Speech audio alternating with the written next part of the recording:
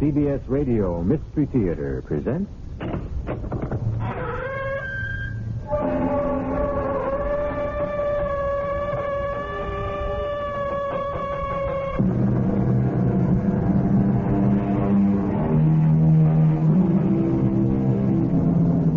Come in. Welcome. I'm E.G. Marshall. What makes a legend different from memory or chronicles? A mysterious ingredient that fires imagination, inspires intrigues, and lives long after documented facts have crumbled on history's pages. Legend lives always.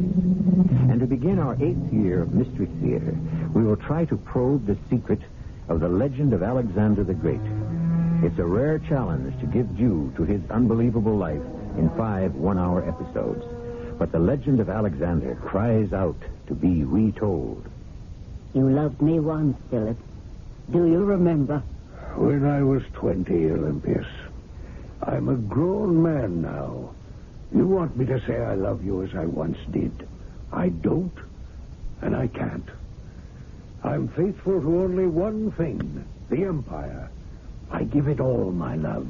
You have none for our son, Alexander. If I can drag him away from your influence and make a man of him.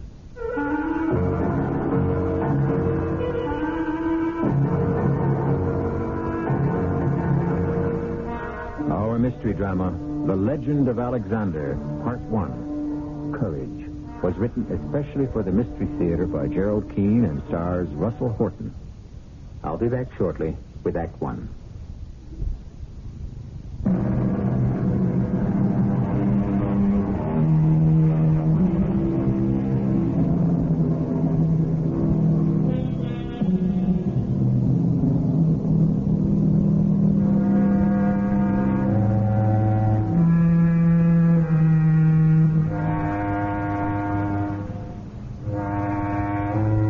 Take a year, 2,300 years ago.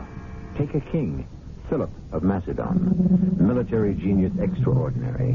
Take a queen, Olympias, and take their 19-year-old son, Alexander. And you have the first family of warriors who changed the face of Europe.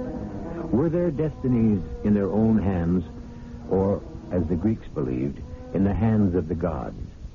Mother, it's not true. It couldn't be. It is true, Alexander. What is so strange about it? Because it's incredible. It's never happened before. And I have felt none of this. Wouldn't I know? I mean, I would feel quite different from an ordinary mortal. Alexander, you are different, and you will be even more so. Do you believe there are gods of the weather and the sea? Of course. And goddesses of wisdom and love and marriage? Yes, I do. And that Zeus reigns from a palace at the top of Mount Olympus? But, Mother, you Let said... me finish. Wouldn't it be extremely foolish of me to lie about our great Zeus to you, Alexander? I don't think you would, Mother, but... well, perhaps what you say happened was all a dream. It was no dream. Zeus is your real father, Alexander. It's too much for me to believe. Would you believe it if there were some sign? Mother, I wish you would stop this. It isn't right. How can you, a mortal, compel Zeus to give me a sign? You have forgotten, Alexander. I am Olympias, Queen of Macedon. There have been many queens, Mother, but none have slept with a god. You have had your say. Now be quiet. Hand me my lyre.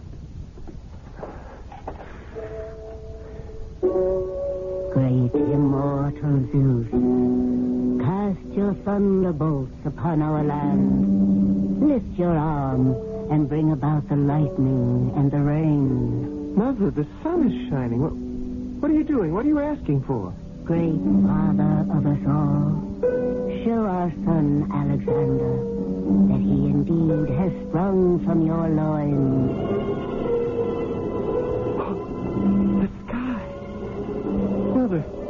Look, it's black with clouds. Make Alexander believe, oh great Zeus, that you are his true father. Speak, with your godly voice. Mother!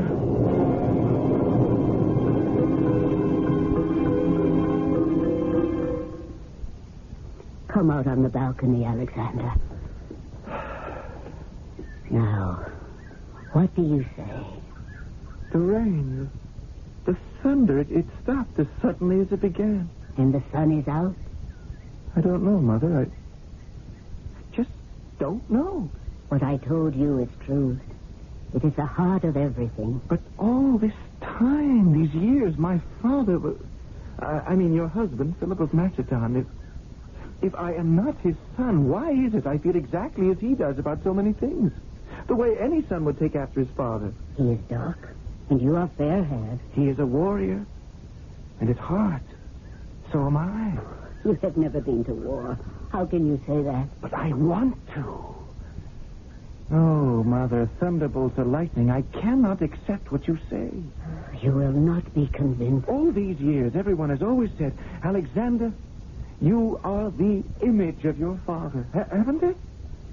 And what of my limp? Now, there's nothing wrong with my leg, and yet I find myself hobbling the way my father does. And he got that wound long before I was born. Look at me. Now, look. I'm limping around with my left leg as he does. And do you remember at the Battle of Amphilopolis? When word came that his eye was struck out, well, from that moment I couldn't see. I could not see. It's still hazy in my right eye. Now, Mother, how could that be if his blood is not in my veins? You are an ungrateful child. For 19 years, I have kept this from my husband so that one day I could tell my son. Oh.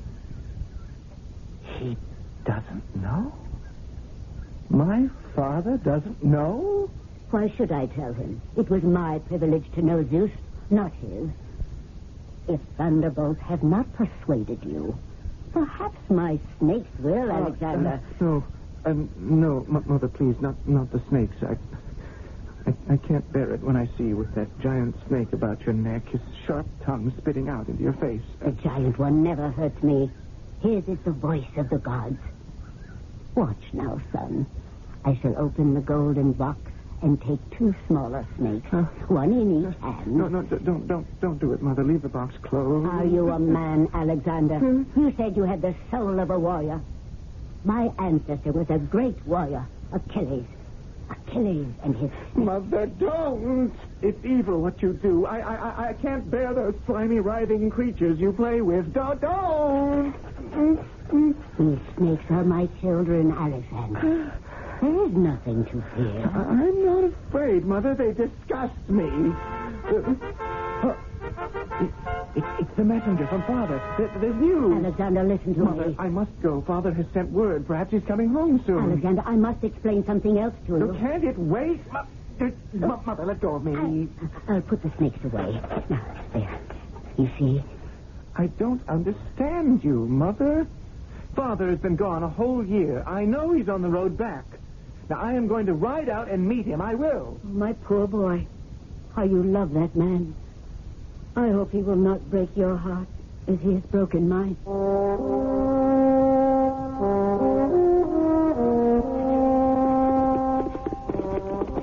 Who goes there? Alexander, son of Phillip. Take me to him. Not at this hour. I've ridden 33 leagues. A day and 2 nights. Now, I am not waiting or turning back for a century. The king is not to be disturbed. Not for his son? Those are my orders. Sentry, if you wish to preserve your life, you'd better show me the way to the king's tent. I'll show you with my sword. You stupid soldier. I'm coming down from my horse. Now, Sentry, put that sword away and take care of my horse. Water him and rub him down well. I told you the king will see no one. By Zeus, I'll find him myself. Now get out of my way. I'm Alexander, his son, you fool. If I must, I must. If there's no other way, I'll have to kill one of my father's sentries. Have that, you!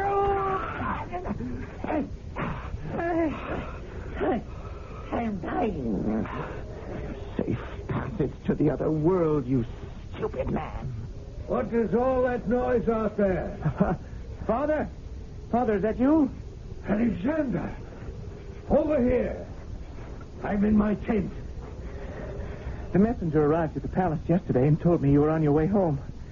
I couldn't wait. Oh, you look wonderful, Father. How do I look to you? Have I grown in the past year? Tell me everything. I'm sorry. I didn't know. You're not alone. Of course I'm not alone. Cornelia, my dear, you may go. Here's a purse of gold for you. Catch. If I require you later, my dear, I shall send word. Yes, Your Majesty. Good night, Your Majesty. May you sleep well. My boy, what a pleasure to see you. How long has it been? A year, isn't it? By Apollo, these wars are long. Well, I've done well this year. Taken the Greek city-states one by one, picked them off right along the coast. Only Athens and Thebes remain. You must be weary from your long ride. I'm sorry I disturbed you at night, Father. Oh, just amusing myself. But I mean, you were, I got here at the wrong time. Son, don't be a child. I would have been occupied whatever time you arrived. How is your mother? You really wish to know? Well, of course I wish to know. She's my queen. I love her. I'm afraid of her. What? Of your own mother? What I should say is I'm afraid for her. Oh, yes. That old business with the snakes and the sorcery. Those unnatural things she swears by. I don't know what to make of her, Father. My dear boy, when I met your mother, it was in Epirus. She was the most beautiful thing I ever laid eyes on. And we had you, a beautiful baby. I'm a happy man. So a few snakes and demons and strange rites, if they please her, why should they bother me? Does she still talk of being the granddaughter of Achilles? Yes, she said that. You believe it? It's all nonsense. Apollo only knows what she's been saying to you. And I'd put it all out of my mind. What kind of a horse was that you rode from Pella? Oh, I didn't pay much attention, Father. I just took the first steed the stable had ready. Tomorrow, Philonicus is bringing me a horse he values highly. I'm looking for the right animal for my triumphant entry into Pella. Alexander, tomorrow morning, I want you to help me select the horse. Let me see now. We still have a few hours left till dawn. Tomorrow's the big day, the start of our march back home. Captain Cyrus. Yes, Your Majesty? Cyrus, this big strapping boy is my son. Alexander, Captain Cyrus, captain of our cavalry. Cyrus, find one of the courtiers' tents, kick the man out, and make it available to my son. Yes, Your Majesty. And, my boy, if you wish a little comfort, I'll have the captain... I would rather stay here with you, Father, and have you tell me about all the battles you've been fighting. Well, to tell the truth, I'm a bit weary. So I'll probably get back into bed by myself. Cyrus, take my boy to the best tent you know. Anything he desires, make sure he gets it. Oh, and Alexander. Yes, Father? Don't worry about your mother. She was always wild. I was never able to tame her. It's her mind I'm worried about. Olympias is the strongest-willed person I've ever known. And that includes Darius, king of Persia, and Demosthenes, the Greek who also wishes me dead. Are you saying Mother would like to see you dead? I think she might, Alexander. But we won't make things easy for her, will we, son?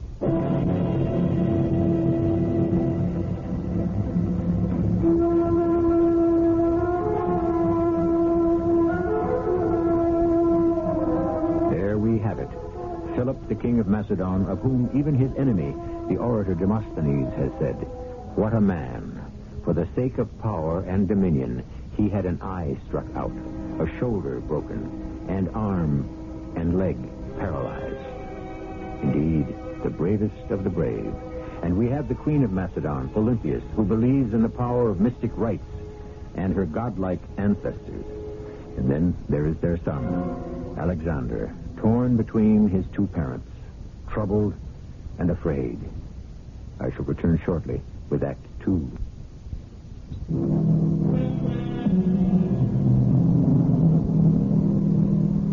We are about 100 miles, 33 leagues, from Pella, the palace city of Macedonia. It is early morning. King Philip is returning home from a year at war. His 19-year-old son, Alexander, has ridden out to his father's encampment and is about to help him select a horse for the triumphal procession. 13 talents is the selling price. In our money, it would have been $78. But in that year, 337 B.C., it was a lot closer to $1 million. Where is Philonicus? Here I am. Good morning, Your Majesty. May I present Bucephalus? Did you ever see such a fine stallion? So, this is the prize animal, eh? How much are you asking? 13 talents, Your Majesty. 13 talents? But I could buy 100 slaves. Isn't that horse a bit jumpy, Philonicus? Jumpy? No, indeed. This is a steed with spirit. Look how he holds his head high. What do you think, Alexander? Bucephalus?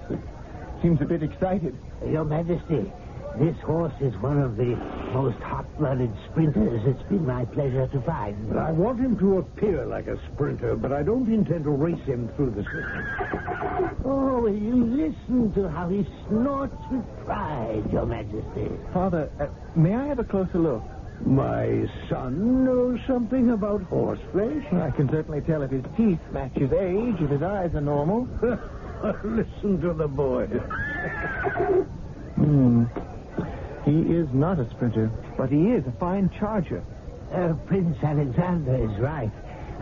I was mistaken. He is the charger. Is he? I don't know.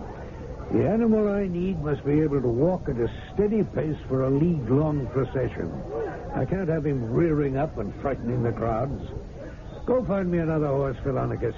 Your Majesty, there is none finer than Bucephalus. None more obedient. He'll do as he's told, believe me. If you think so highly of him, Philonicus, then get on his back and show us how tractable he is. Well, I don't ride, Your Majesty. Oh, you don't? What do you think of that, son? A man who sells horses should know what he sells. And one can hardly know a horse without mounting him. Well said. So you won't ride him, eh? Not won't, but can't, Your Majesty. I never learned. He's broken loose. Father, out of the way! This is a very dangerous animal. Bucephalus! Bucephalus! Alexander! I don't think we should waste any more time with that animal. Captain Cyrus, arrange for another horse dealer to be sent to me within the hour. Father, about Bucephalus. I have an idea. The subject is closed. You probably could ride him, Father. I know I could. That's not the point.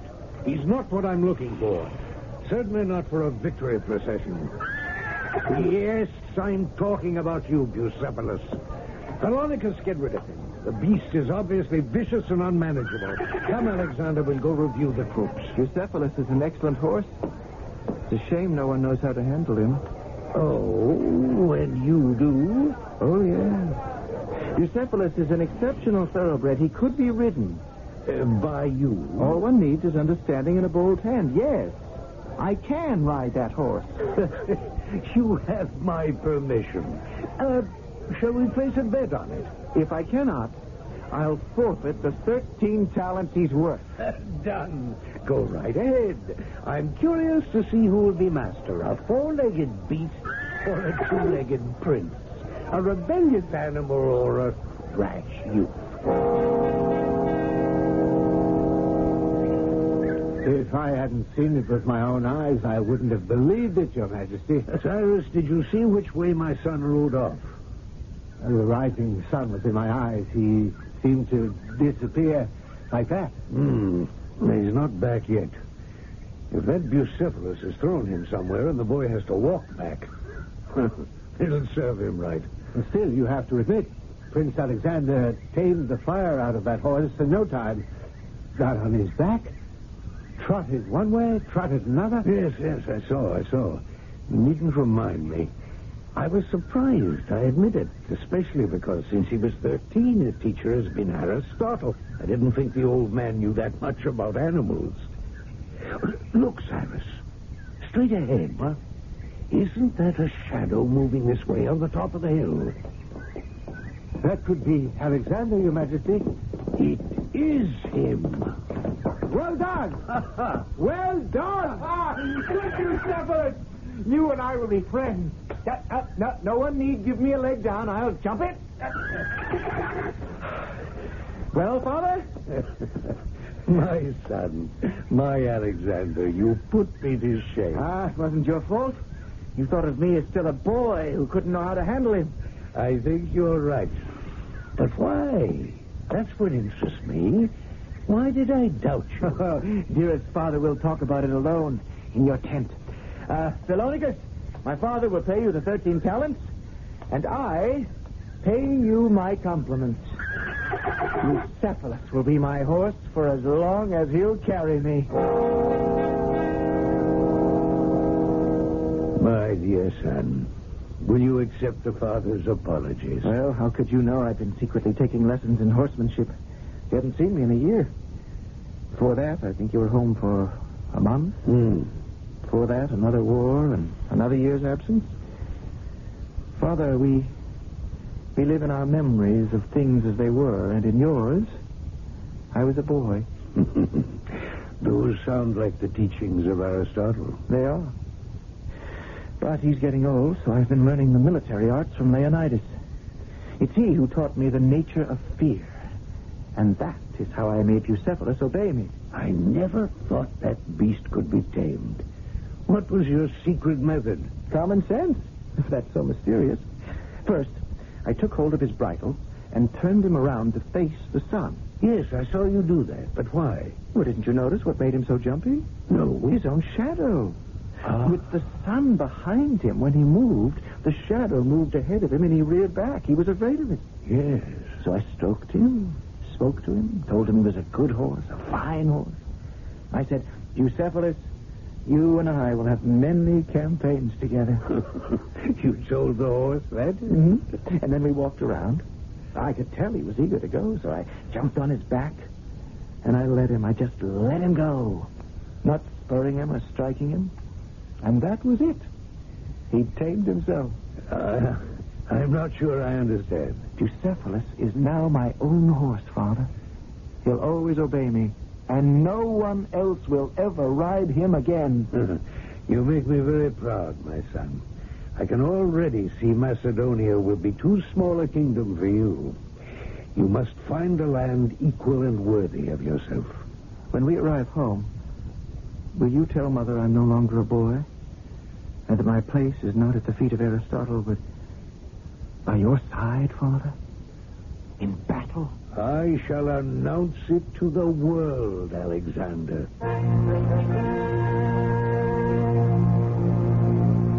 Olympius, you don't seem very pleased to see your husband after all this time. It's been a year. Another year of war, and you turn up at the door like a merchant delivering goods. I don't know my husband anymore. There are many others, I'm sure, who know you, Philip, far better than I. What are you talking about? I followed your exploits. Well, I'm happy to hear it. In battle? And in between. First things first, my queen. I think the time has come for our son to leave the world of learning and join the world of doing. Alexander is to undergo some intensive teaching by my captain of cavalry. And then I shall take the boy, the young man, with me on my expeditions. And when I think of it, Olympius, what's all this nonsense you filled his ears with? You know, that he was born from the seed of Zeus. It's true. Come now. Must we go over all that again? Believe me, Alexander is all mine. You had a bad dream and thought I was Zeus. All this mysterious nonsense of yours is not good for Alexander. So for the next months, he'll remain with me in the barracks. Why do you say those terrible things to me, Philip? I'm back from a year of battles, and I met with a son who is torn between love, loyalty, and the truth. You loved me once, Philip. Do you remember? When I was 20. Then I loved you a great deal. I love you still, Olympias. Not with the hot flush of the romantic love of 20 years, but as a grown man. I do love you, Olympias. But sometimes those rituals of yours are difficult for me, and they come between us. You mean my snakes? And the dancing to Dionysus, and leading the wives of my generals into strange worships, and all that twaddle about the gods controlling not only our lives, but our offspring. Olympias, I'm a man of action, of reality. When a catapult spreads fire among my men, no god has ever stayed its flight. We mortals alone must defend ourselves. What help is Zeus to me? What has he ever done for any of us? I cannot stay and hear you blasting. No. But you want me to say I love you as I once did. Well, I don't and I can't. And I warn you, as far as Alexander is concerned, no sorcery, no tricks. He will come with me. Oh, go away. Stop talking like this. Try to understand, wife. What's past is past. I promise you, you will always be my queen. What does that mean to me, if you are not faithful? What are you talking about? A small encounter after days of fighting? I am faithful to only one thing, an empire of peace. I dream of it. Dreams. There's been a war going on somewhere ever since I was a child. Oh, it would be so simple if everyone laid down their arms. You speak like that child with flowers in her hair. In this age, one has to win wars to obtain peace. There is no other way. When will I see Alexander again? The night before we leave on our next expedition. And when will that be? When I am ready. Philip, you speak so abruptly, so cruelly. My queen, I know no other way.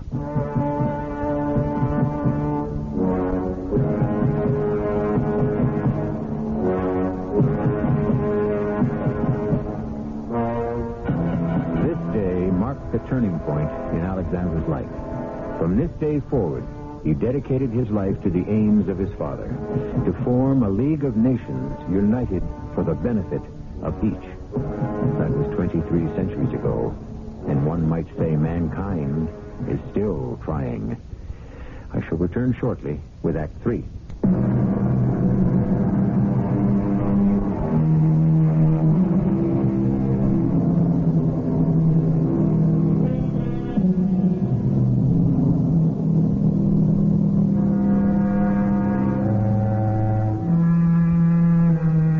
Alexander is not yet 20 years old. His life has become a constant tug-of-war between a battle-weary father and a strange and wild mother. And Alexander, the rope between them, is doing what he can to hold them together. In the process, he is almost torn apart himself. All this while, he is learning how to become a soldier. Captain Cyrus, how many men in a phalanx? 16 rows of 16, Your Highness. Now they're in close formation, lances over their heads. Now they are resting their lances on the shoulders of the row ahead. Making a pretty solid wall of iron. Your father's idea. Each of the men is a trained hunter. I'll have to develop my arm up more before I could even lift one of those lances. They're 21 feet long. When we go into battle, nobody can stop us. In battle, then, Captain, they hurl their lances. Then what's left to fight with? Short swords. And everyone carries shields, too. Now, let's see if I have it. Behind the phalanxes come the archers. Behind them, the siege trains with the catapults and battering rams. Correct. Now, if you'll follow me to the stables, I'll give you an idea of what our cavalry looks like. It's the cavalry for me. Your Highness, having seen you on horseback, I never had any doubt of it.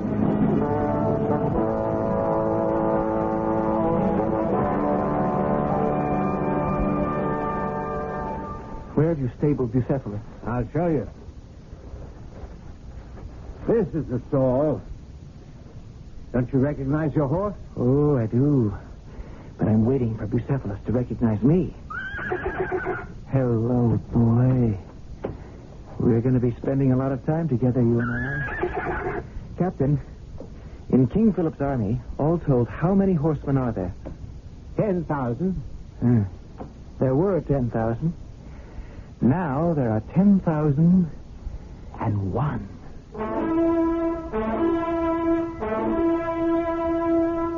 Alexander, I hear good things about your military progress. Captain Cyrus says you learn quickly. It's been 2 months. I should have learned something. But I want to see action, Father.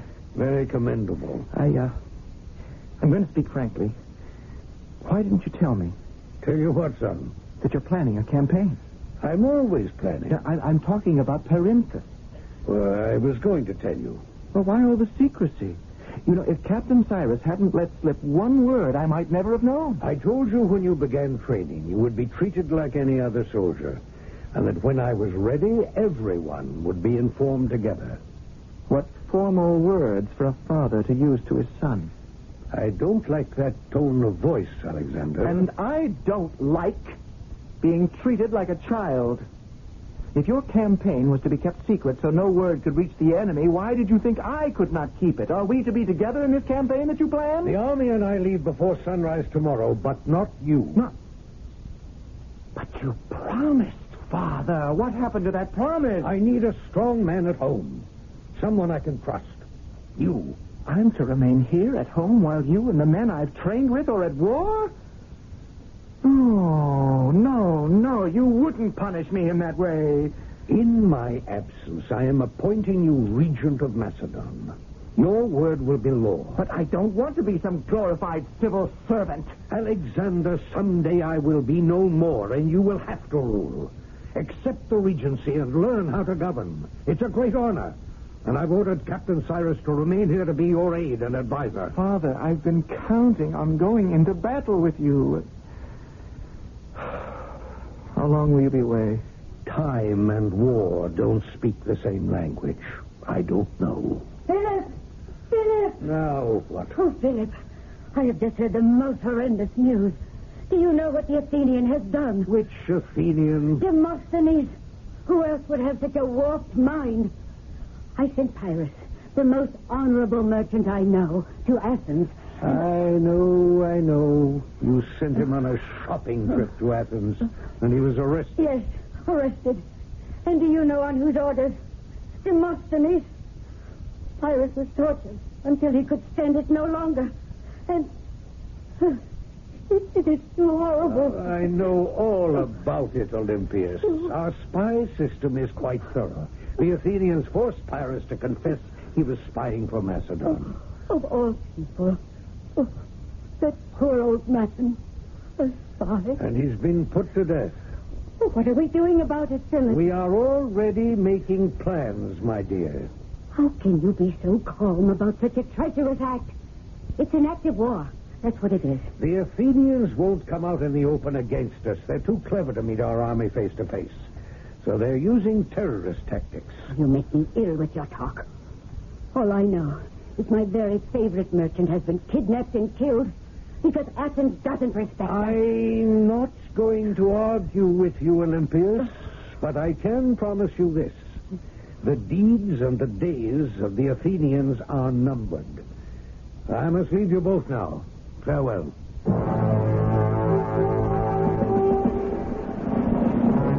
Any news from my father, Captain Cyrus? Has he reached Perinthus? Yes. He has begun the siege. The messenger came an hour ago. Oh, is he still here? Yes, I had him wait. I knew you would want to send a message back to the king. Tell him the latest from here is that the Athenians are still spoiling for a fight.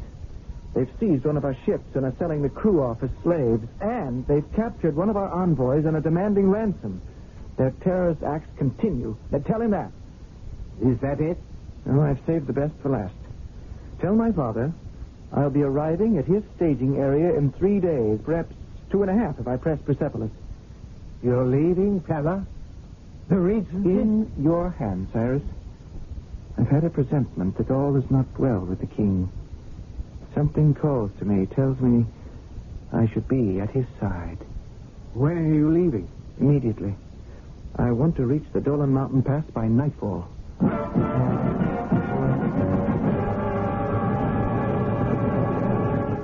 Slowly, Bucephalus. This is no time to break an ankle. Ah, it's a good boy. Oh, the moon is showing itself. Yes, I know you're thirsty, so am I. There's a stream at the top of the ridge, halfway up the pass. We'll both have a drink. Now, go on, right behind that clump of trees. Now, I'll get down and we'll walk the rest of the way. Follow me, old friend. Ah, there's the water. What did I tell you? You first, Bucephalus. You need it more than I do. I've been riding.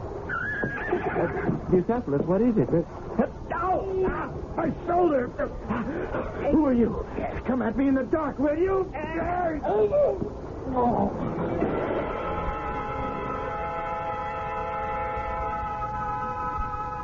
Alexander, your shoulder. It stopped bleeding, Father. Bucephalus and I ran into a little trouble on the way here.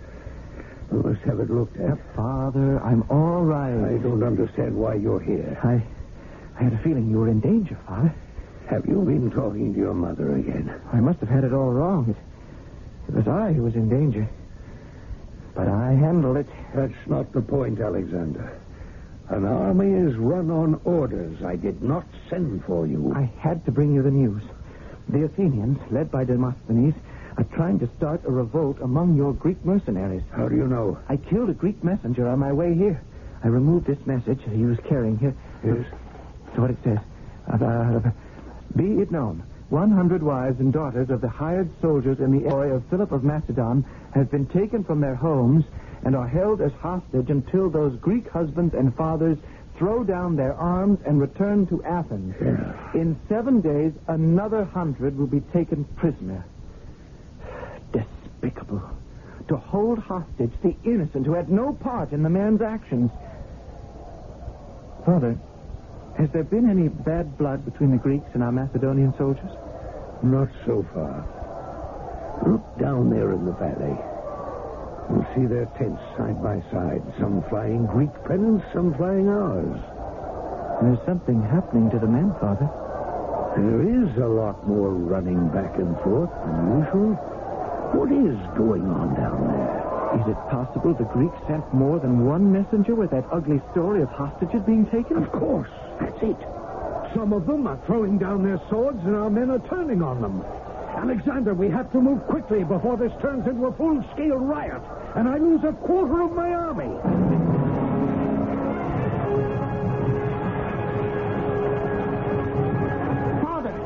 Father, where are you? Here, on the ground. I've broken that leg again in the same place. I can't get up. Father, put your shield over your head. Do as I say. Protect yourself. Do it. I can rally the men, but I can't give them another king.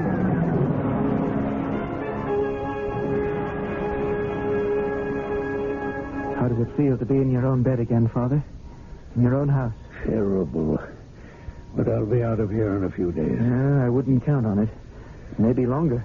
If my leg won't support me, I'll have my men lift me onto my horse. Father, give yourself a chance to heal. Look, you've started bleeding again. I'm going to get some fresh linens from Mother. Now, don't you move.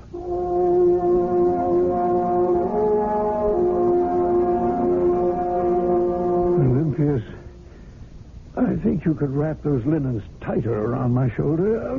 Like so. That's fine. I don't want it to start bleeding again. Oh, I'm glad to have you home, Philip. Even wounded. I'm only staying for a few days. How is life here in Pella? The same as always. You still do all that dancing around and hand clapping and playing the snakes? I'll make a bargain with you, Philip. I'll let you have your wars.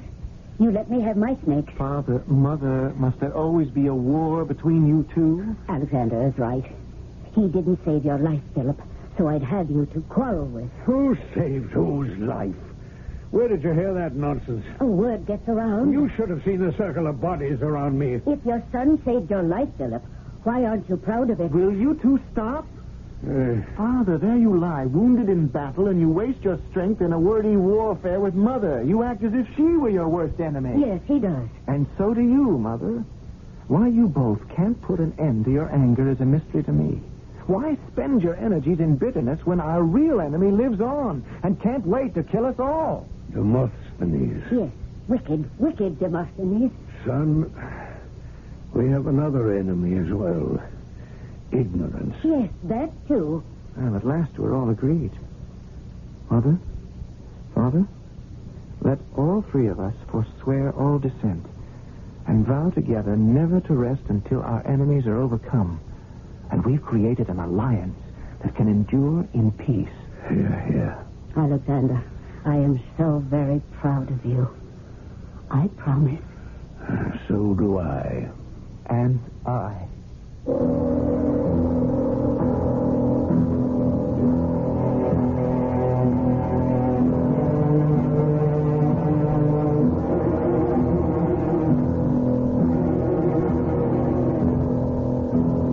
Opened the radio door on the lives of those who lived 23 centuries ago and whose ambitions and actions changed forever the face of Europe. It took courage, particularly the courage of Alexander, to suspend the boundary lines between races and cultures. It took courage to instill a new idea for survival. I shall return shortly with a word about part 2 of the legend of Alexander. In the second of these 5 programs, King Philip is murdered. His son Alexander picks up the crown and the torch of togetherness and tries to make it visible to everyone. Suddenly, something takes hold of the young king. A terrible suspicion that weakens his resolve. He suspects his mother had a hand in his father's death. Part 2 of the legend of Alexander will uncover some of that mystery.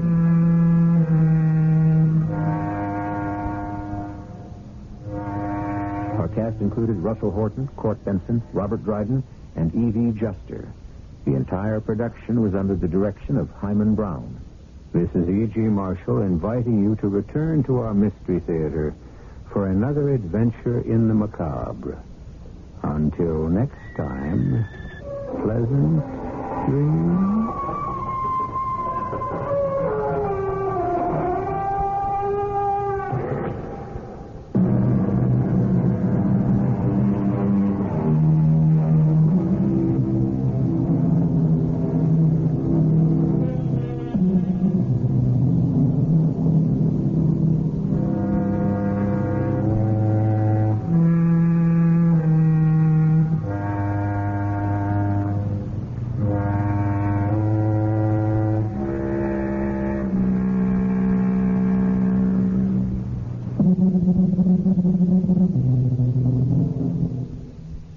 The CBS Radio Mystery Theater presents...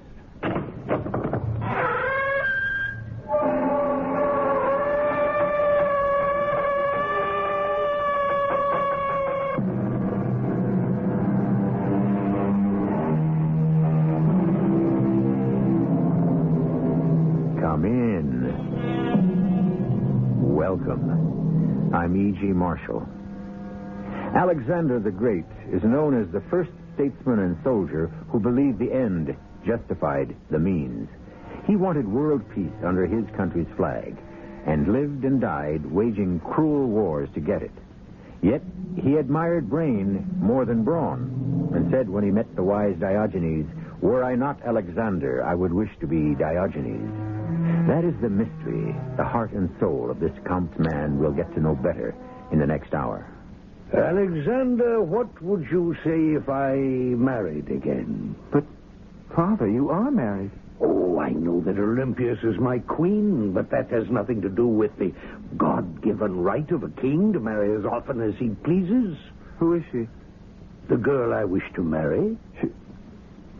She's a girl, not a woman? She's 17. But, Father, you're 51, 3 times her age. What's her name? Cleopatra.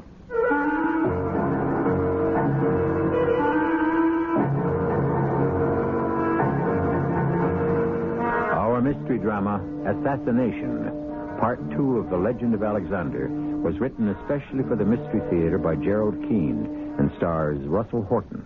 I'll be back shortly with Act 1.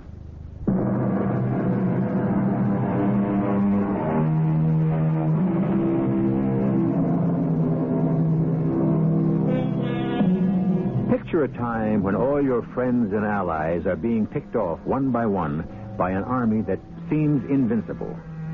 You are an Athenian. Your turn might be next, for you are soft, and life is easy.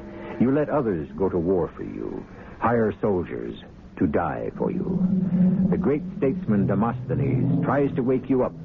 Your enemy, he warns, is Phillip of Macedon. You take your seat in the Athenian assembly. Demosthenes is about to speak. Men of Athens, I read you a letter just received. It begins, Phillip, king of Macedon, to the people of Athens, health. He wishes us health. Know ye, he says, that we have passed the straits of Thermopylae. Those who have presumed to resist our force, we have taken by assault, reduced the inhabitants to slavery, and razed their habitations to the ground. The letter continues. You call this a letter? Fellow senators, I beg you to hear me. I have not yet finished. A letter, Demosthenes calls it. This Phillip is drawing a diagram of death. I agree, Jason. He has drawn his saber and is rattling it. But what is our answer? Must we reply to this? Yes, but how? By word, Jason? Or by deeds? Can't we make peace with Phillip without going to war? Aye, aye. How little you know him, men of Athens. How many of you have ever seen Phillip of Macedon? This is a king with all the decorations of war. One eye torn out, his neck dislocated, pierced in his arm, maimed in his leg. Freely, cheerfully, resigning any part of his body for renown, glory, power, and empire. Do you think he will be put off by appeasement? How far from Athens is Phillip now? Do we have time? The time is now, Jason. Not a day to be wasted. This king, this Phillip, this twin-headed Hydra rampages through Greece. Is there a Hercules among us to slay the serpent? Twin-headed, you say? King Phillip has a son, Alexander, whose saber draws as much blood as his father's. Some say it is Alexander we should beware. Senators, I call upon you to act. Defend Athens. Act now. Or bid our city and all the free democratic city-states of Greece farewell forever.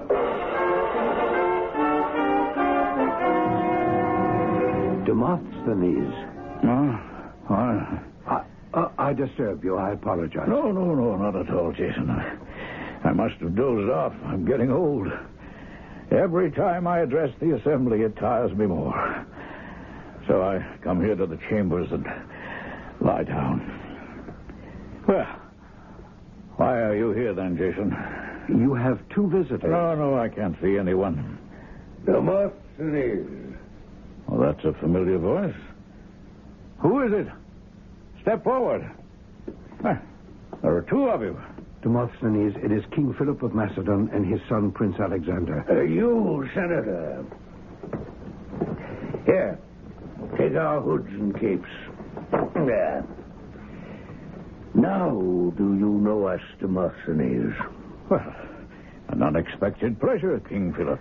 You haven't met our son, Alexander. His reputation for strength and courage precedes him. Thank you, Demosthenes. Word of your silver tongue has reached me.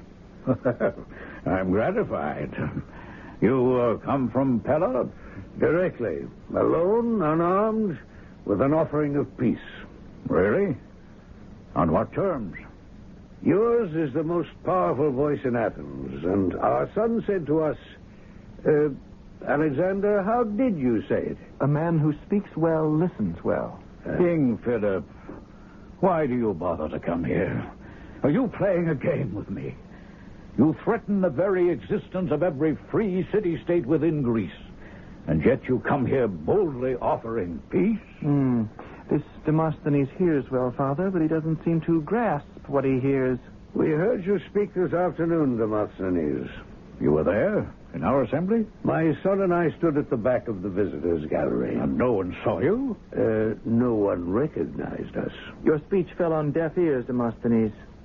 I looked about me at those complacent Athenians. I felt sorry for poor Greece.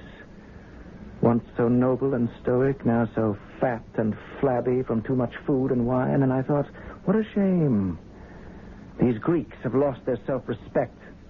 They've lost everything. Except our passionate love of democracy. We believe in it also. You, a king? To enjoy democracy, one must defend it. You waste your breath, Demosthenes, urging the Greek states to unite against us. We're not the enemy. Persia is the enemy. So give ear to what we propose. Tell the Senate to acknowledge ourselves as their military general and protector. Or? We haven't come to that yet. You threaten us, then? Don't you understand? Persia is the enemy. Now do as my father says. Put the offer to your Senate. Let them vote. Make them vote. We can defend you, be your partners, if you will be ours. And when must we decide? Alexander, I leave the details to you. 3 days. That is all the time we grant you. Good. That's settled. 3 days. Your Majesty, you're permitting such an ultimatum from this boy? This boy, as you call him, will one day rule the world.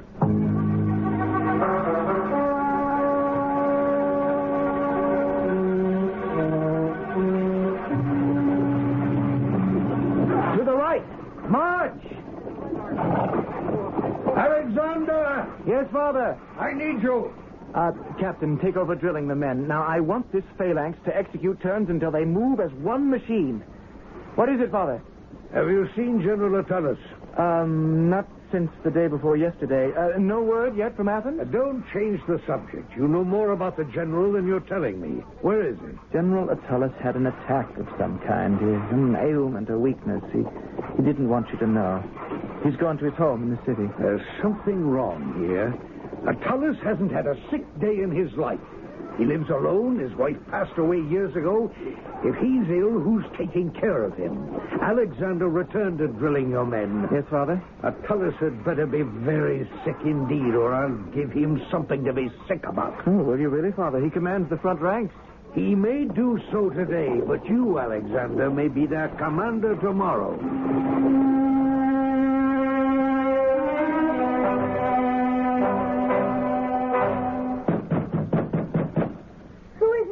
Let me in.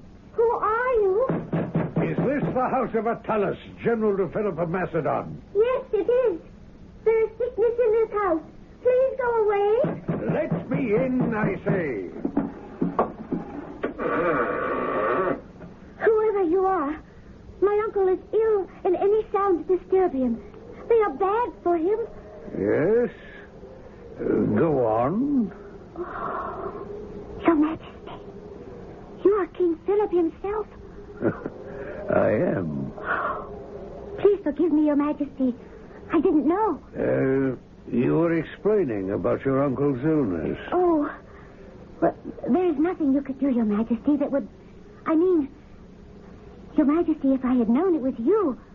1,000 pardons, I beg you, Your Majesty. Young lady, get up from your knees. You have nothing to fear from me. Certainly in your 20s, aren't you? I'm 17. I see. And the general is your uncle. How is he? I don't know what it is. When he came home, I made him lie down, and I won't let him get up until the fever passes. You're not angry with me, are you? Well, for trying to protect your uncle? You're an extremely beautiful girl. How could we be angry with beauty? What is your name? Cleopatra. Cleopatra.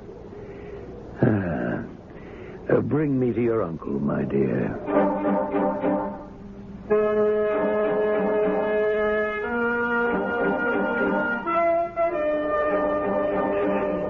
Hey, Alexander, Prince of Macedon. Hail Jason, Senator of Athens.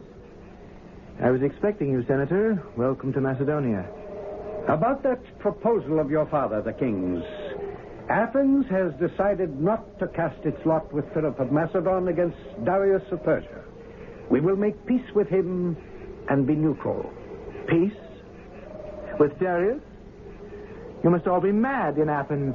Prince Alexander, our assembly cannot ally itself with absolute monarchy. I'm sorry. Athens will be sorrier still. I advise you to return home with all speed, Senator Jason, and inform your people our offer of friendship is withdrawn. He who is not Alexander's friend is his enemy.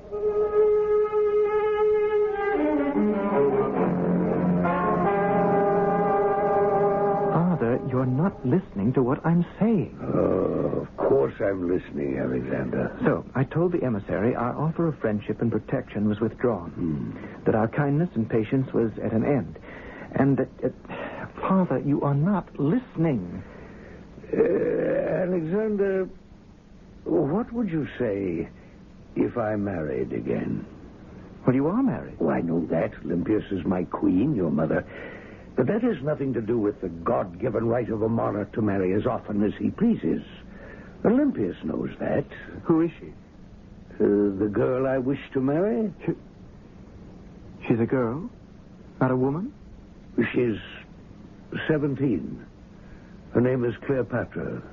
Father, you're 51, 3 times her age. I am not 3 times her age.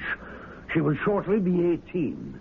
18 and 18 makes 36. Add 15 very short years, and she is 51. Too old for any man. My mind is made up. I'm going to marry her. Now, I'd like some wine brought here to my tent. I'm very thirsty. Yes, Father. And, Alexander, son, Cleopatra's a lovely girl. I'm not making a mistake. I hope Mother agrees with you. This has nothing to do with your mother. She will always be the queen. Now, go along. Have the wine brought. I want you to join me in wishing this new alliance all success.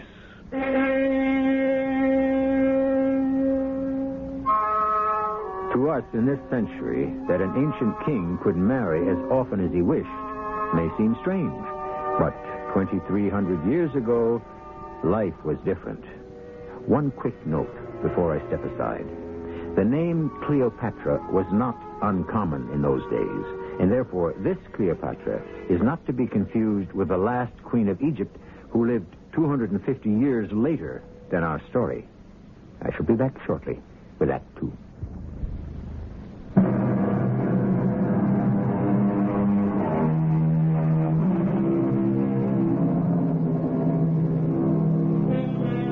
Philip of Macedon has a 19-year-old son who, before this hour runs out, will come into his own and be known as Alexander the Great.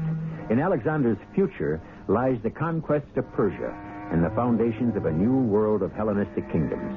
However, in his present is a father who has fought and won countless battles, except that of his heart, which he has just lost to 17-year-old Cleopatra, a girl far from happy at the prospect of marrying a king. And then the king said, Cleopatra, you will marry me. Besides, what are we going to do? King Philip had never seen you before? Never. I had seen him, though, from our balcony. You remember you were with me. That parade when he returned with the army from Corinth. Oh, I don't want to marry him. I don't want to marry anyone but you. Cleopatra, please try to calm yourself. Oh, how can I be calm when all my dreams, all our dreams have disappeared, just as the moon does when the sun rises? The king is going to marry me. Oh, Bassanio, I'm 17 and he is 51. I'd be a better bride for Alexander, his son. You'd be a better bride for me. Oh, I know that. And I'm betrothed to you. Oh, Bassanio, my heart is breaking. Why did he have to come that day I was taking care of Uncle Attalus? Oh, we shouldn't have kept our feelings a secret, you and I. I told you it was wrong. We had nothing to be ashamed of. We were going to be married when I was 19. We kept it a secret because I'm Queen Olympia's cousin, and we were afraid she might cast a bad spell on us with her snakes. Is she a jealous woman? What? Who? Your cousin, the Queen. If she is, perhaps she could prevent this marriage. Oh, a king can marry as many women as he chooses. You know that. Oh, I know. Oh, but why did he have to choose me? What? You give me an idea, Cleopatra. Look, it's common knowledge at court that Queen Olympia says Alexander is not her son by King Philip. Uh-huh. She says that one night she was struck by a thunderbolt and Zeus came to her. And that it's Zeus who's the true father of Alexander. That would explain why the king... Oh. No, he wouldn't. With me? Yes, that might be the reason he's marrying you. To produce a true offspring, you and he. I can't bear to think of it. Darling, we must think clearly. There must be a way. We could escape, run away. Yes, that's what we'll do. But where? Darling, trust me. The more I think about it, the more I know it isn't right for one man to have so much power over so many people's lives. Everyone here in Macedonia believes Philip is great and good. To me, he is a tyrant and bad. Yes, a tyrant. Cleopatra, I must go now. But I'll find a way for us both to be free of that tyrant. Believe in me. Father, what's happened to our plans? For us, it was necessary to keep Athens neutral and have her army join ours. Then we were going to teach her a lesson, but suddenly no one can talk to you. Plan the invasion. Set a date. Alexander, first I will be married to Cleopatra. The girl will wait. Have you told her? Certainly. Given her a date? She leaves that to me. Well, if we're to have a state and royal wedding, that has to be planned, too. I want you to attend to it, Alexander. But what about Athens? I'm not so sure going to war at my time of life is what I want to do. Frighten the Athenians, yes. As for going on and conquering Persia, I may leave all that to you, Alexander. I'm getting tired of sleeping in tents, riding day in and day out hundreds of miles on horseback, engaging the enemy at close quarters. I've lost an eye and a foot and an arm. I'm disappointed in you, Father. What do I tell 10,000 troops who are trained and itching for battle? Sorry, my father's marrying a girl as old as your daughters or your granddaughters? That bothers you, doesn't it? Why does this marriage have to happen in such a hurry? A week ago, you didn't even know Attalus had a 17-year-old niece. Will you stop harping on her age? I want the biggest celebration Macedonia has ever known. All the entertainment, food, and wine that gold can buy. Oh, you would, Father. Shall I invite Demosthenes to come and make a speech of blessing? If you think it appropriate, but I don't think the old man would ever leave Athens.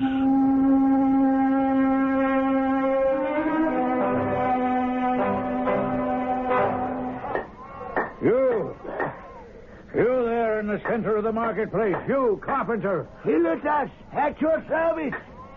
Are you the chief carpenter? I've been chief carpenter here in Athens for 50 years. You know who I am? Yes. You are Demosthenes, the voice of the people. Carpenter, stop that hammering so I can hear myself speak. Cannot stop for long. The Macedonians are advancing. No. Where did you hear that? Surely you must know King Philip has threatened to attack Athens. It's only a threat. I wish it were true. You do? It'd wake up the Athenians. They say this Philip of Macedon is mad. I want to know what you're building here in the marketplace. Who gave orders to tear down all the sheep pens? I didn't need any orders. I needed the wood to build a beacon. A beacon on this spot, right in the middle of Athens? My idea. Those who live outside the city, they won't know we're being attacked. When the Macedonians arrive, I set a torch to this, and the flames will be seen for miles. The people must be warned.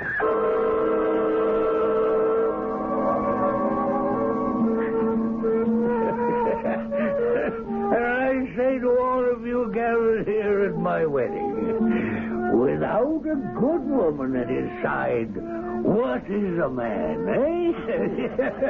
Will anyone deny that? Mother? Yes, son. Mother, I think it's courageous of you to be here at Father's wedding. Courageous. It is the custom. She's very pretty. Very young. She's too young. The poor little thing seems dazed. I wish I were anywhere on earth but here right now. Olympias, my very own queen. You're strangely silent tonight. You're doing all the talking, Father. It's my wedding, isn't it? Alexander, why do you keep calling me father? Because I always have. Hasn't your mother told you your true father was Zeus? Father, I don't think this is the time or the place.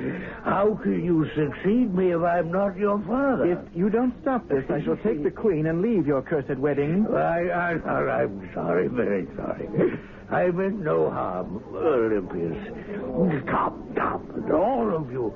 Raise your cup with me. Tell us, Alexander, Olympias, my own sweet queen, lift your wine and drink with me to Cleopatra. To drink up, Olympias. Father, you ask too much. You have no respect. You cannot speak to my mother like that. Oh, I, Phillip, King of Macedon, propose a toast to my new, lovely wife, niece of General Attalus, my bride, Cleopatra. Drink up. Quiet, everybody, now, quiet. Attalus wishes to speak. Let us implore the gods that Cleopatra will give Philip a lawful successor to the kingdom. I raise my cup to that. You villain! To say such a thing, I throw my cup at your head. Alexander, how dare you? You throw no wine cup at Attalus. I don't care who he is. He insulted the Queen. Attalus may say what he likes. I am the lawful successor to the throne of Macedonia, no matter how many sons Cleopatra may give you. The old general's a drunken fool. And, Father, you are not too far behind him. Alexander, take care. My sword is sharp. But my words have stung you. Don't try my patience. This sword draws blood. Ooh, come over here to me, Father. Show me how it draws blood. By my beard, I'll run you through for the honor of Cleopatra. By all means, Father, let us do something for the honor of Cleopatra. Alexander, be careful. Don't worry, Mother. Your father doesn't know what he's doing. He's coming at you. His sword drawn. I'm waiting, Father. He's fallen to the ground. Yes. One toast too many. Help me up, someone. Look! You! All of you! Look at this man, my father, the king! Lying on the floor, unable to rise. A man who prepares to move across continents from Europe to Asia, and yet unable to cross from one side of this room to another. Mother, give me your hand. We're leaving. I've had enough of this marriage of an old man and a child bride. The spectacle disgusts me.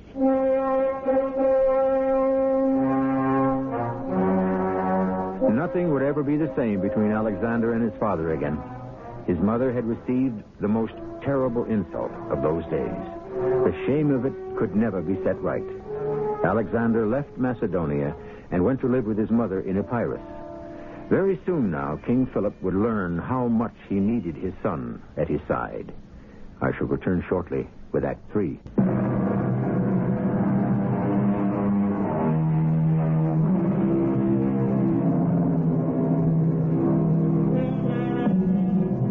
Intrigue filled the ensuing months. On one side, Alexander, living in his mother's house, yet restless for action. On the other, Cleopatra, trying to make the best of an unhappy marriage. In the middle, King Philip, gearing up for campaigns against Asia and trying to placate 2 wives. You sent for me, Mother? What I dreaded has happened. She's done it. Who has done what, Mother? That little vixen, that baby wife of your father's. Cleopatra has given birth to a boy. A boy, mind you.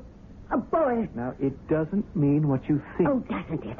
I don't believe Father has any intention of disinheriting me. He needs me.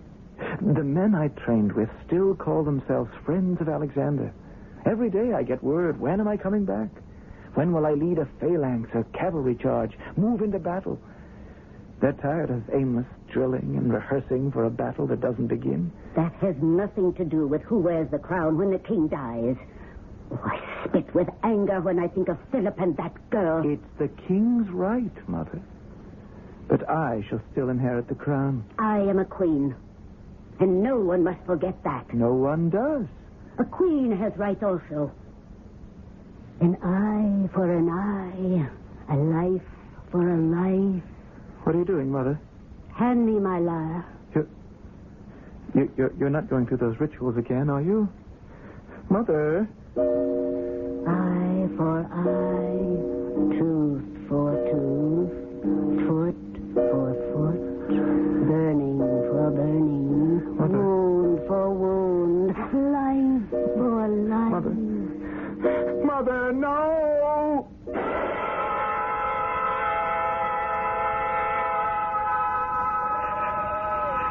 Cleopatra, Alexander? I'm over here by the cypress tree. I was surprised when I heard you were in Pella. Isn't it strange? You're married to my father, and yet in all these months we've hardly said two words to one another.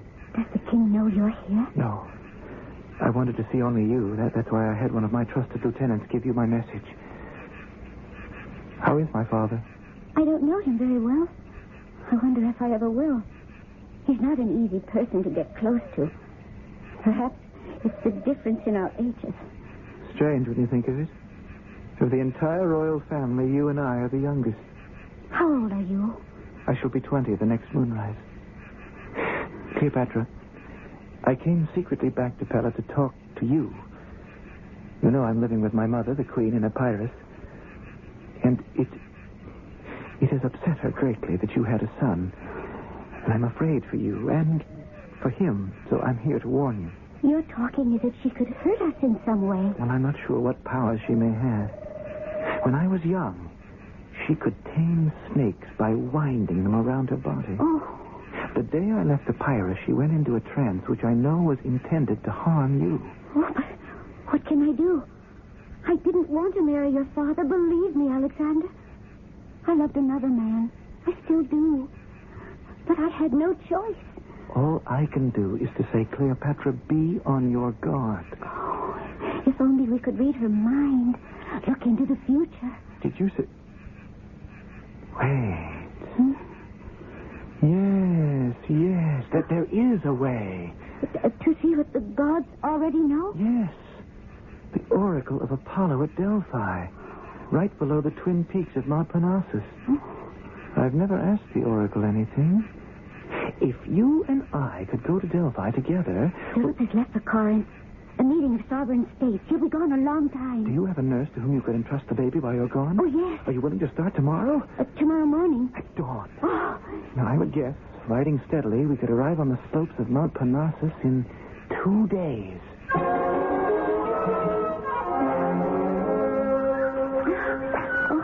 Alexander, can we stop climbing for a moment?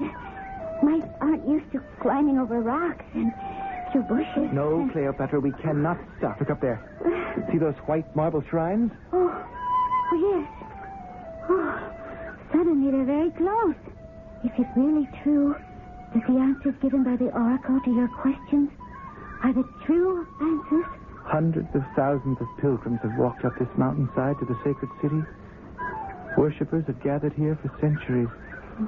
Of course, our questions will be answered with the truth. But don't stop walking, Cleopatra. We're almost there.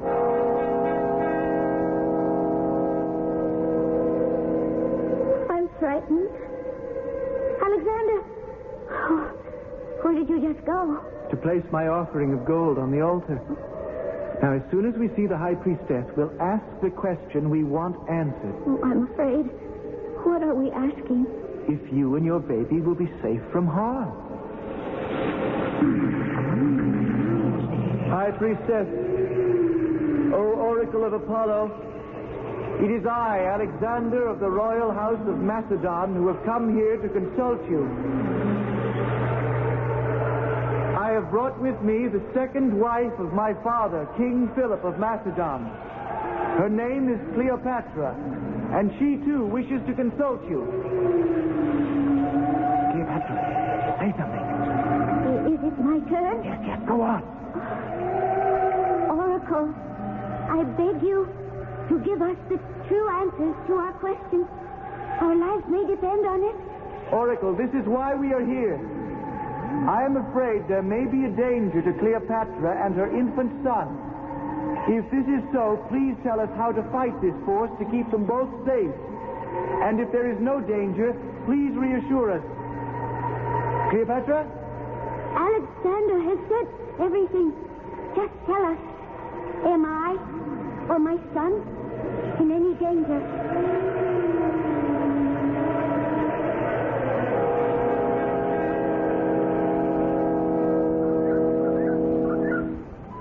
Cleopatra, are you all right? You look white as those marble steps. Alexander, I was so frightened.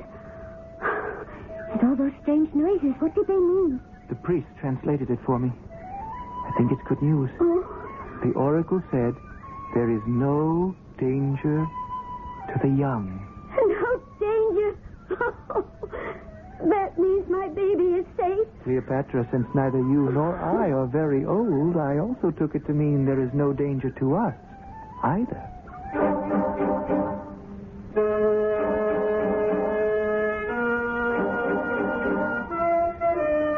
Cousin Assassination, I have sent for you so that we could talk. I was happy to come to Epirus, my queen. I need your advice, your help. Queen Olympias, I'll be glad to do anything. Assassination, you must call me cousin. After all, we are related. Yes, I know that, but I can't forget that you are the queen. Well said. I wish more of my subjects felt that way. To begin with, I want to tell you how sorry I am. Oh, now, you needn't say anything. We both know the sorrow I refer to. I only found out much later of dear Cleopatra's affection for you and your love for her. What could I have done against the king? May I confess to you, cousin? I am ashamed of the man I married. How wicked he was, I found out too late. I was no older than your dear Cleopatra when Phillip took me away from my dear father and carried me off to Macedonia. Why, I had no idea. I have often thought that death is the only way to vindicate my dishonor. What I can't bear is the thought of her with him. I lie awake at night. Each night I can't bear to think of her. I know, cousin, I know. The gods cry for revenge. And because Phillip does not deserve to live, in the eyes of the gods, I am as guilty as he. But I am only a woman. My hands have never held a dagger. Queen Olympias, I shall avenge you. I shall avenge Cleopatra and myself. Will you swear to it? Oh, I would like to, but Do you have the purpose, the strength of will? I don't know. I hope so. You're not sure? But you are sure the king doesn't deserve to live. I've never murdered a man before. It is not murder. You are obeying the will of the gods. Cousin, you have taken a great weight from my shoulders. I know I have. I feel the weight on mine.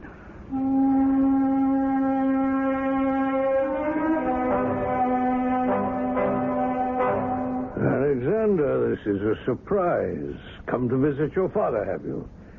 How long have you been here in Pella? Oh, a few days.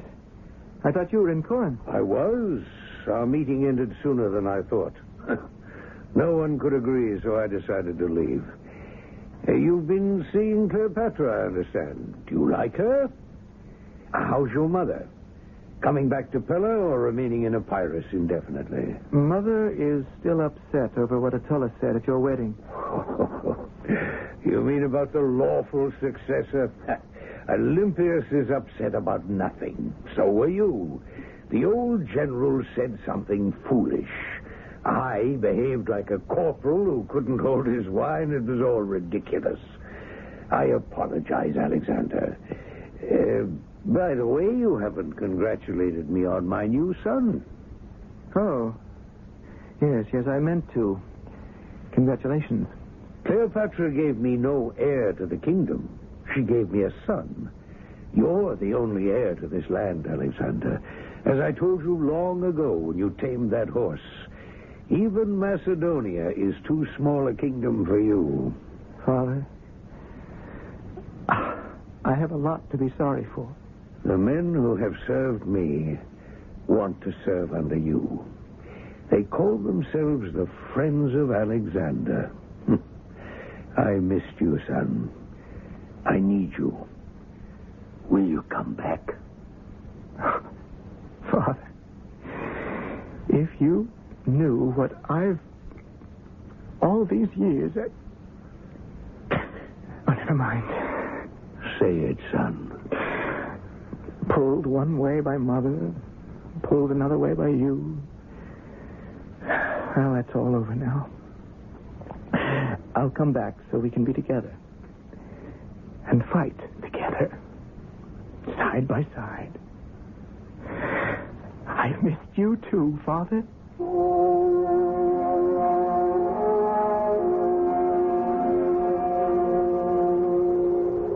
Cleopatra.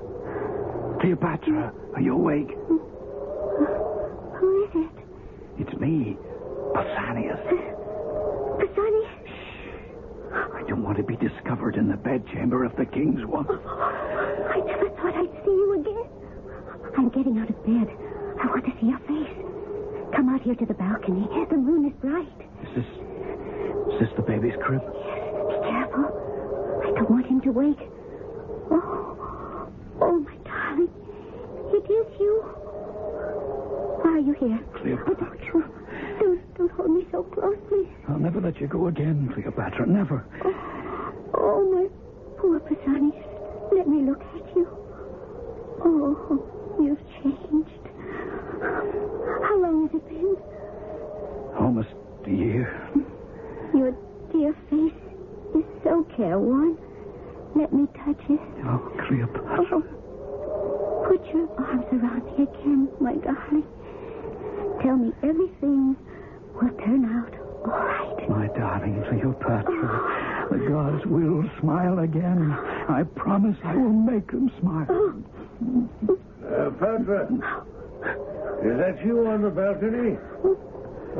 Who are you talking to? You woke me up. Who is this? What is this? You, whoever you are, stay right where you are. Don't move. Phillip, it's an old friend. He came to see me. I don't want to hear lies, slut.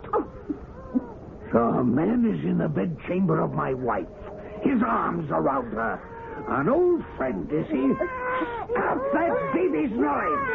You're hurting my arm. Go to the child. King Phillip, you've no reason to hurt Cleopatra. Out!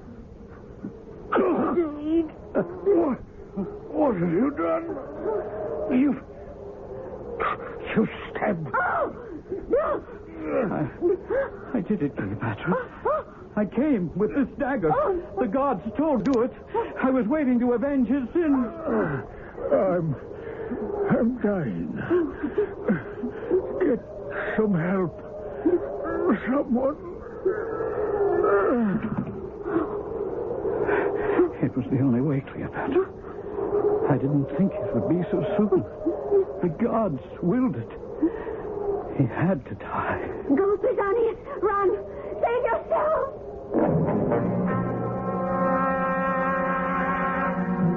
But the young man who assassinated King Philip could not save himself. He was cut down by the royal guards.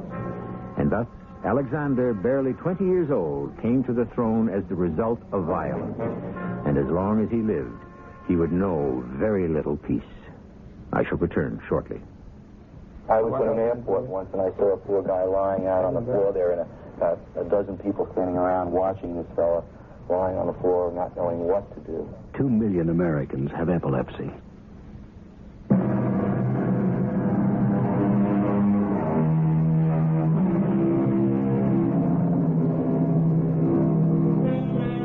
In our unparalleled age, through the voices of radio, we can soar into the sky and tunnel the earth, move backwards and forwards in time, and share the lives of kings, villains, and heroes of any age. To commemorate the start of our 8th season, Mystery Theater is recreating the legend of Alexander the Great. Our next drama will reveal the dangers this 20-year-old warrior king must overcome to survive. I'll be with you then. Our cast included Russell Horton, E.B. Juster, Ian Martin, and Cork Benson. The entire production was under the direction of Hyman Brown. And now, a preview of our next tale. You like war, Your Majesty. General, I enjoy it. Too bad.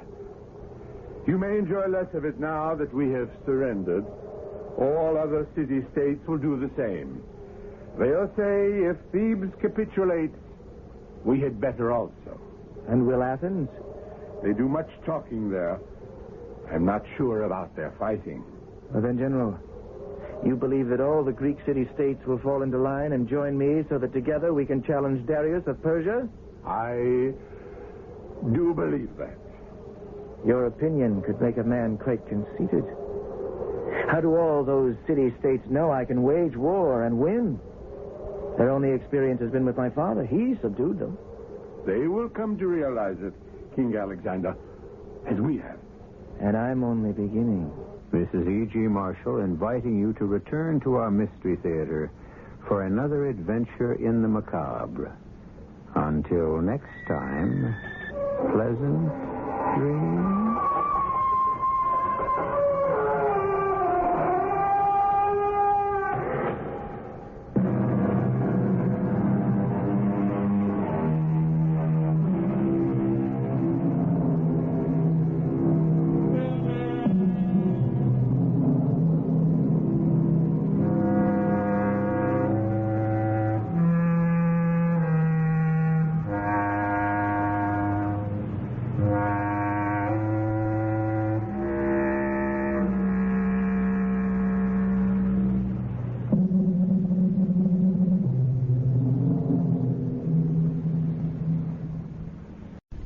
The CBS Radio Mystery Theater presents...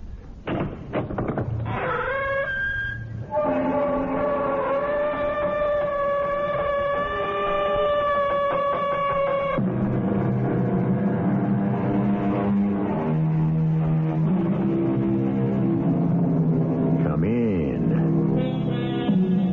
Welcome. I'm E.G. Marshall. Today, the third installment of the legend of Alexander the Great. Part of the mystery of searching a life that changed the face of Asia and Europe 2,300 years ago is the detective work needed to fit the puzzle together.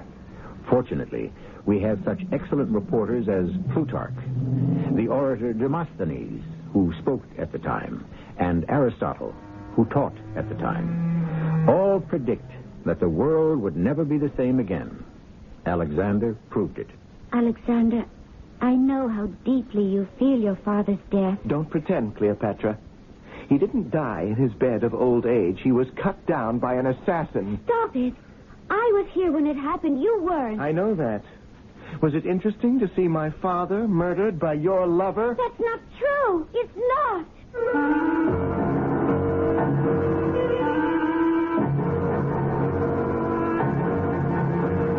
Our mystery drama, Divide and Conquer, Part 3 of The Legend of Alexander, was written especially for the Mystery Theater by Gerald Keane and stars Russell Horton. It is sponsored in part by True Value Hardware Stores. I'll be back shortly with Act 1.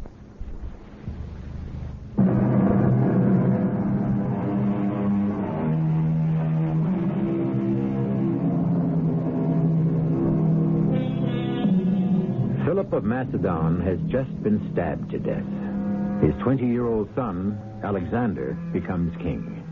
All his life, Alexander has tried to mold himself into the likeness of his father, but he could not. The young Alexander was always serious. Whatever he undertook, it was without a smile. In his heart, however, he longed to be the reckless, life-loving super soldier his father was. Now that he's no more, Mother, do you think about him? I mean, how often do you think about Father? What a question, Alexander. How often? It's only been 2 days. The funeral rites haven't yet been performed. Only 2 days dead, is that all? I thought it was 2 centuries. Every hour stretched for me into an eternity of pain. My dear boy. My dear son. Alexander, you are a king now. Yes. I almost forgot. I won't set much of an example if I'm as maudlin as a woman. It will pass, son. Everything does. If I were more like him, I wouldn't feel this way. But I'm not. I don't have his sense of humor, his ability to enjoy life. Your father enjoyed it too much. Mother, do you remember Strabo, the barber who used to come to court and cut Father's hair and trim his beard? That little man who talked so much. Yes. Well, one time he was here chatting away, and he said to Father, "How would you like your hair cut, King Philip?" And Father answered, "In silence." He was a witty man. I'll miss him in so many ways. Yes. Your father knew how to put people down. And build them up. He'd single out the archer whose arrow reached an enemy's heart at the greatest distance. Or he'd congratulate the man who wound the twine of our strongest catapult. Even the woodcarver who cut the spokes for the chariot wheels. I know. Any man dedicated to help Philip in war, he admired. And rewarded. And now it's my turn. Pick up where he left off. Either attack Athens or force them to their knees. How would he have done it? Oh, I thank Zeus. A Philip of Macedon you can never be. I know that. Everyone loved him. I'm thinking of him up there now on Mount Olympus talking to Zeus. You know what Father's probably saying? Alexander. You know, old man, my wife always said that you came down to Macedon one night and sired my son, Alexander. Tell me, Zeus, is there any truth in that? Alexander, that is sacrilegious. If that's what you call emulating your father's wit and sense of humor, you've got a long way to go. Mother, you know that was always a touchy point with him. And as for humor, if Father were here today, he'd ask his arch-enemy Demosthenes to come up from Athens and speak the funeral oration. He would not. Who could do it better? But I wouldn't give that Athenian the satisfaction of knowing Father was dead. Let him wait until the whole world knows Philip has left Macedon forever.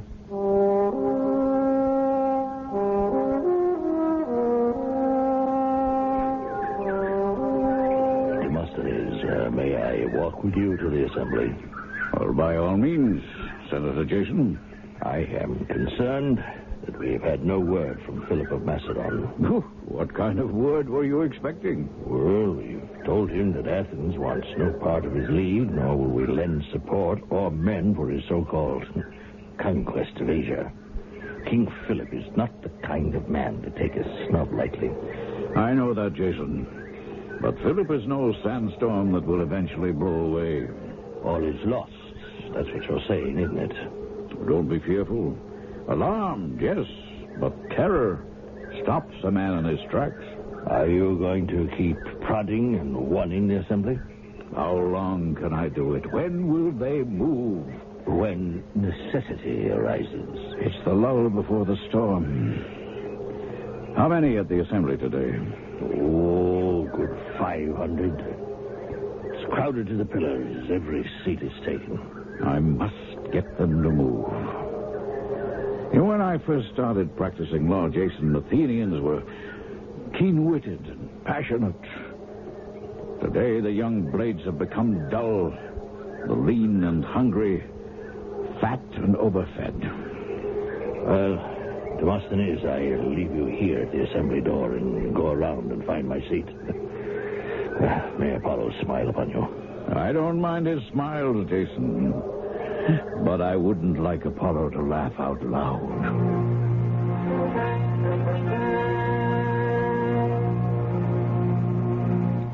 Fellow Athenians, when will you do your duty? When Phillip is at our gate? I asked Senator Jason a few minutes ago when he thought the assembly would act, and he said, when necessity arises. I say to the free man that is today, the greatest necessity is the shame in which he finds himself. The honorable senator tells me you'd like to know the latest news. What greater news could there be than that a man of Macedon is arming himself to the teeth to defeat Athenian troops? Demosthenes. Excuse me? Demosthenes, news from Macedonia. Philip has been murdered by a cousin of the Queen's. Friends, listen to me. The news is King Philip is dead. But he is not dead in you, fellow citizens. You will speedily create another Philip, because that is the way you conduct your business. For it was not his own energy that exalted him as much as your neglect. Philip is dead. I ask for respectful quiet. The man was formidable. He deserves our respect. Your cries reveal your ignorance. Yes, Philip is dead. But the ranks of the Macedonian army has only been thinned by one man. The king is dead. But Macedon has only lost one soldier. Not even that. Explain, Demosthenes. Jason, my fellow senators, I said not even lost one soldier. For another has sprung up in his place. We now have Alexander, his son, to contend with. Mother? Yes, Alexander. I've spent some weeks and have done some investigating. Of what? The cause of Father's death. Now, I know the guards cut the man down when he was hardly out of the door. Well, isn't that enough for you? The murderer is dead. A month has passed. Philip has been laid to rest. Oh, I'm trying, my son, to pick up the threads of my life without being reminded of the past every day. No one can explain to me why your young cousin Pausanias had any reason to take my father's life. It's because I cannot find anyone who did not love my father that the puzzle of it won't let me rest. Now, how well did you know this Pausanias? Hardly. I hardly knew him. When did you see him last? I can't possibly remember. It was so long ago. What could get into a young man, of royal blood, no less, to compel him to kill a king? It's not such a mystery, Alexander. It was very late at night, and your father surprised him in Cleopatra's bedchamber. What does she say? Oh, I don't know. I've been putting off questioning her. She seems so grief-stricken. She has a baby boy to console her. I think you should ask Cleopatra what she knows. Well, perhaps she has an answer. Of course she does. When was she aware Pausanias was in her bedchamber? Was she asleep? Was he an intruder? Or did she invite him in? Why would she do that? Did she know him? Is that what you suspect, Mother? Son, don't you know that Pausanias had been secretly engaged to marry Cleopatra? And they were waiting 2 years for her to become 19. Engaged? No. Which was broken off when your father used the king's prerogative to marry a second time. Say that again. Pausanias was engaged to marry Cleopatra? Yes. You didn't know that? No one ever told me. But why is that important? 1 whole month has passed since father was murdered by your cousin, and you never told me they even knew each other? Of course it's important. But, Alexander, how could I tell you anything? You've gone into training with your army. Who sees you but your troops? And I don't know why this sudden interest in war. Mother, I am my father's son. My father's army is my right arm, and I am theirs. I am not saying what you're doing isn't important to the life of our country. I'm trying to explain why you knew nothing about Pausanias and Cleopatra. If it was secret, how did you know? Because he was my cousin. And when your father decided to marry her, Pausanias told me everything. I told him there was nothing I could do. Your father wanted the girl. He should accept it. Mother, Is there something else you're trying to say to me? Only what you hear. I'm not hiding anything. I simply cannot close my eyes to a girl married to a king who entertains a former sweetheart in her bedchamber. No, not Cleopatra. It's not possible. I know her. Then why was Pausanias there? You visited me tonight to tell me you wished to find out why your father was murdered. It wouldn't be the first time in Athens a husband surprised a lover and was killed as a result. Is that what you believe? Oh, what a child you are, Alexander. No, never anything like that. I assumed he was an intruder who was caught stealing and attacked the king with his dagger. I quote you the words of Homer. There are none so blind as those who refuse to see. Stop talking to me as to a child. You won't face the truth. You're right, Mother. What other explanation is there? It's too late to bring my father back to Macedon from Mount Olympus. But it is not too late to make certain both murderers pay for their deed. Both? Cleopatra is equally guilty. So, you believe that now? By Apollo and my father's sacred sword, I do. Cleopatra has a lot to answer for. Pausanias is his name. Yes, it is. He was no stranger to her. What are you going to do? Make certain the truth is no stranger to me.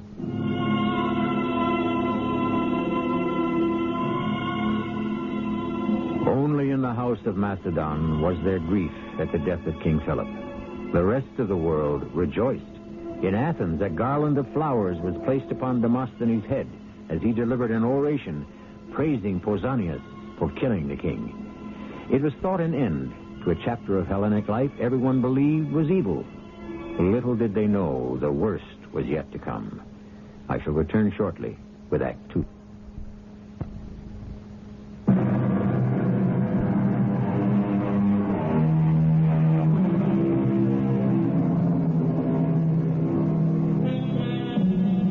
Alexander, the boy king, solemnized his 20th birthday after his father was interred. But he had little to celebrate. Most of his life so far, he had been torn between mother and father. But it was towards his father, the king, the extraordinary military man, that Alexander's true affection lay, which is why he was driven to discover the truth of his father's death. Cleopatra? Are we alone? Except for the baby, but he's asleep. I'm glad to see you, Alexander. Are you?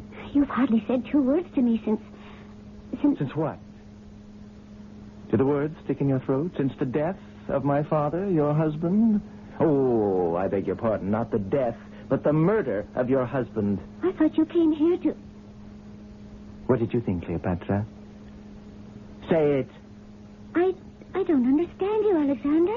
Cleopatra, did you know my father at all? Was it all a game to you?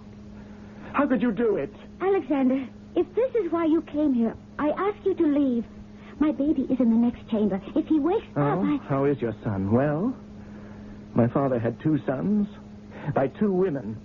One of them, at least, should be well and happy. Oh, Alexander, I know how deeply you feel your father's death. Don't speak of it as if he died in his bed of old age. He was cut down by an assassin. Yes, I feel it deeply. Why? Don't you? Stop it. I was here when it happened. You were not. I know that. Was it interesting to see my father murdered by your lover?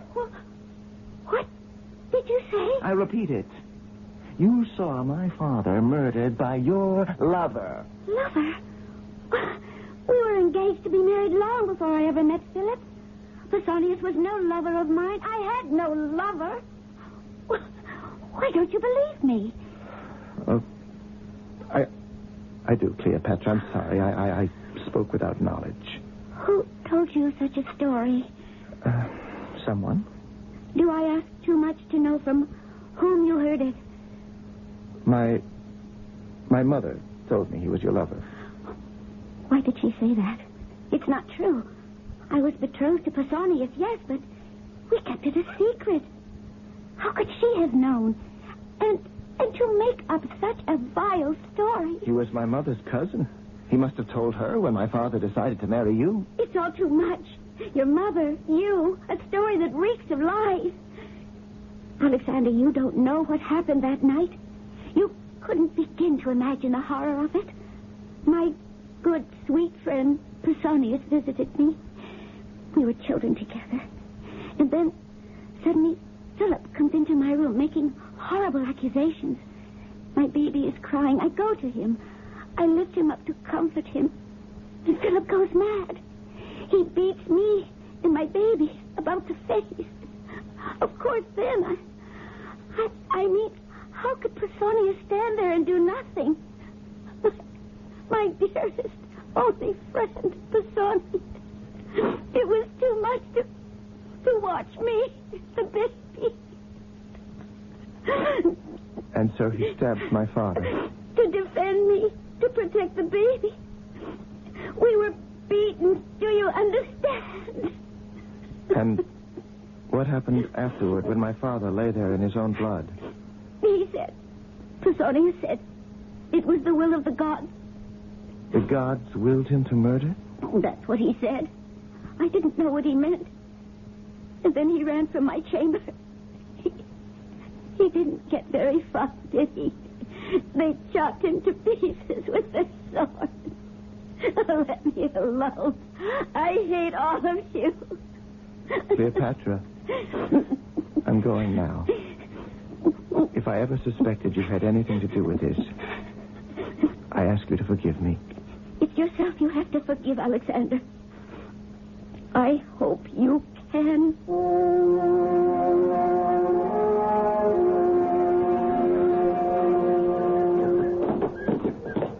Steady, Bucephalus, steady. Has Captain Cyrus arrived yet? Alexander! Alexander! You sent for me, Alexander. I did, Cyrus. How's your cavalry? Well, we're never too happy in the stables, but put us back in the battlefield and we'll be just fine. Steady, Bucephalus. Careful of your horse, Cyrus. Don't let him get too close to mine. I sent for you, Cyrus, so that we could talk on horseback without being overheard. Yes, you're right. It is a very delicate matter. Now, have you been able to verify what you told me yesterday? I have. From another source. Confirmed what you've told me, you're sure? Absolutely. Two separate sources? Yes. The captain who took him and a sailor who cast off. This isn't the kind of accusation one makes lightly. They swear he left the port of Sestos in a boat and made that short trip across the Dardanelles, landed in Persia, and was met by a chariot. Why didn't these witnesses come forward sooner? They were afraid. What conquered their fear? Gold? Unbelievable. My father's most trusted general, Attalus. Uncle of Cleopatra to boot. Defects to Persia. Why, Cyrus? Why? It's incomprehensible to me. Alexander, do you remember Attalus' opposition to you succeeding the throne? Oh, he made no bones about that. But to turn traitor, how can an honorable man do such a thing? An honorable man didn't. Obviously, General Attalus thought it was inevitable that Darius would defeat you. The Persians would sweep you away, and he wanted to be on the winning side. It's very hard to swallow, Cyrus. Alexander, he is not the only one to turn tail. Our Federation of States is dissolving. They think because my father's dead, there's no strong leadership. Sparta and Thessaly are talking revolt. Argolis and Elis have already declared their independence. Our garrison in Thebes is having a hard time holding them in line. Oh, that's enough. We'll put down those insurrections. They'll rue the day they disavowed our protection. When can we begin? First duties first. I want that traitor Attalus arrested and brought home. But if he's protected by Darius... Find a way. I want him back here. I want him tried publicly in the great amphitheater. I want him executed.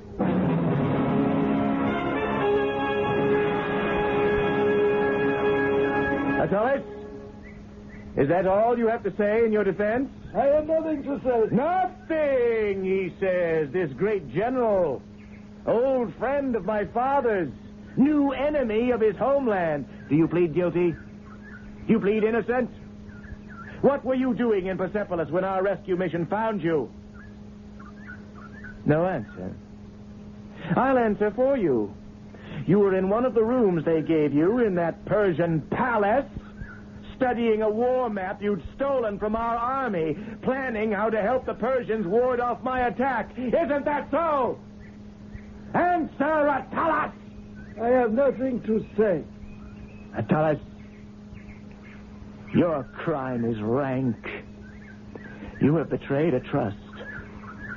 Judges, citizens, there can be but one punishment for a man so loosely bound by honor. A man whose hands are unclean, whose arms have embraced the enemy, whose legs have run as fast as they could carry him. Citizens, he has no further use for the limbs and the body he was born with.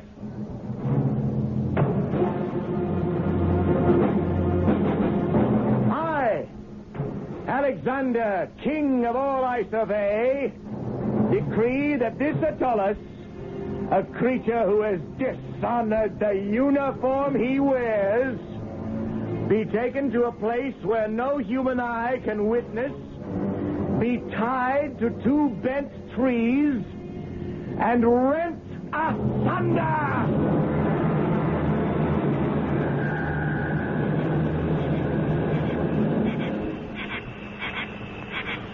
Cyrus. What do you estimate is the strength of the army of Thessaly? 50,000. Good. Our 10,000 archers need only use 5 arrows apiece. If we could get them over to the enemy encampment. Do you see the reflection in the sky of their campfires? They're on the second mountain range facing the Gulf of Salonika.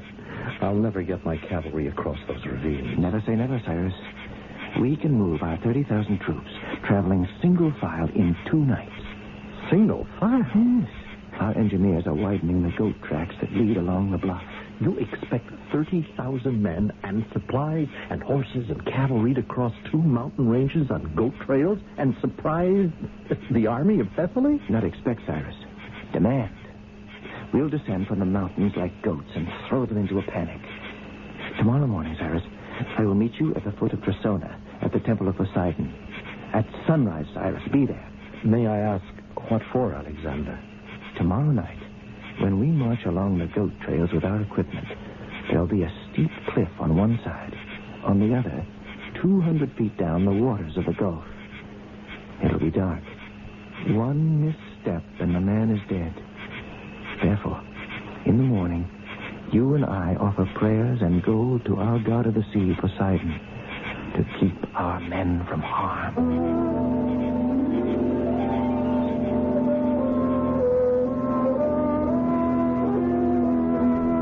Will you tell Senator Jason I can see him now?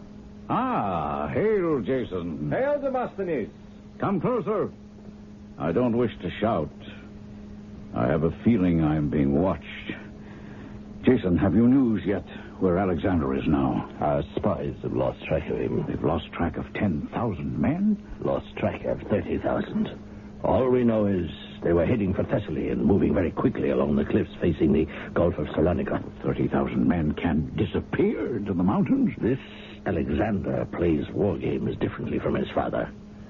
We can always find him on an open field. If he takes Thessaly, he'll then go on to Thebes.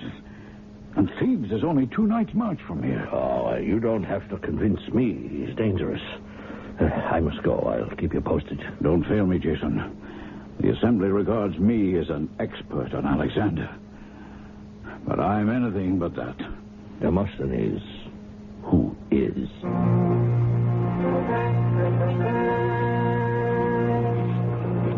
You, soldier, what's your name? Junius, sir. Junius.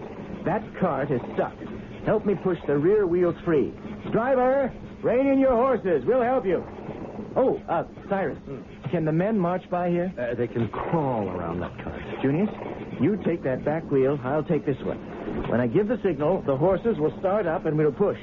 But, sir, there's only the space of a hand between this wheel and the edge of the cliff. I know that. Now, there's a heavy stone behind you. See if you can wedge it under your wheel so that when we push, the cart can't roll back on us. Well, sir, what I mean is being so close to the edge, if you wouldn't mind changing places with me. Change places? Do you know who I am? Not exactly, sir. I know you're my superior officer. You don't think it's insubordination asking a superior officer to take the more dangerous place? Not if he doesn't mind, sir. In battle, we fight together. I give my life for him, and he gives his life for me. Would you ask the king to change places with you? Oh, no, sir. I'd sooner die than that. Driver, we're changing places back here. Keep rein on your horses, and when I say go, start them up. Yes, Your Majesty. Max, are you the king? Never mind that. Change places, hurry. You are King Alexander. Change places with me, hurry. This cart of supplies has to move forward. No, I couldn't, Your Majesty. I'll stay here and push the outside wheel. Forgive me, I didn't know. Just give me the word and I'll do what you command. Are you sure? I beg you. Let's push the car now, Your Majesty. Oh, no. I can't. I'm dizzy. I can't.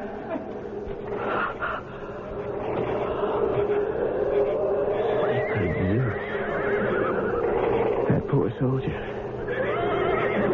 May Poseidon grant him a safe journey to meet his ancestors.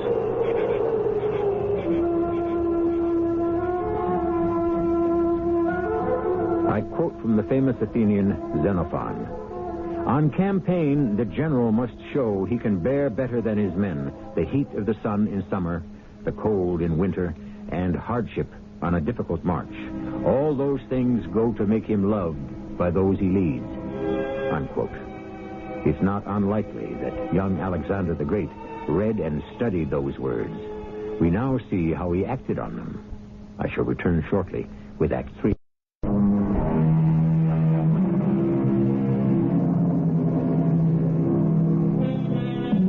To be brief, the attack on Thessaly, the surprise and panic that followed, came exactly as Alexander planned. Thessaly gave in. The Macedonian army moved swiftly south through the pass at Thermopylae, just as Phillip had done, and a day later was encamped under the very walls of the fortified city of Thebes. In Athens, hair stood on end, and blood ran cold. What did I tell you, fellow Athenians? Did I not warn you? Alexander is today a 2-day march from our walls. With a dozen siege towers and battering rams, he can break down our gates. Senator Jason, you wish the floor? Demosthenes, surely our army is large enough to hold him off. Senator, you are too young to remember how his father fought. League upon league of foot soldiers, bearing spears, in marching phalanx, a solid block of death. The most frightening sight in the world. It has routed many an army. I appeal to the senators. Perhaps there is still time to make peace.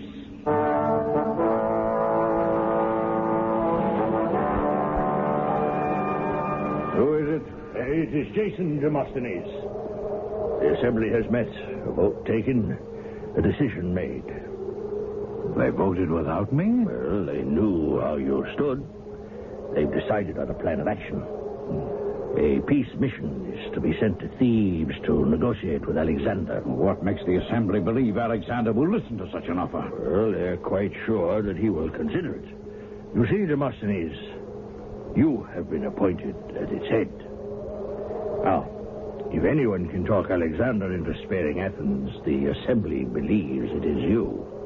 Oh, they picked the wrong man. You disparage your talent. Jason, you've forgotten.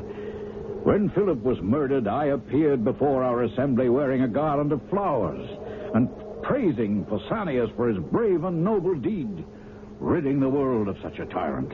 And you think Alexander, hundreds of leagues to the north, heard of your speech? Everyone in Greece and beyond, from Egypt to Macedonia, knew it word for word.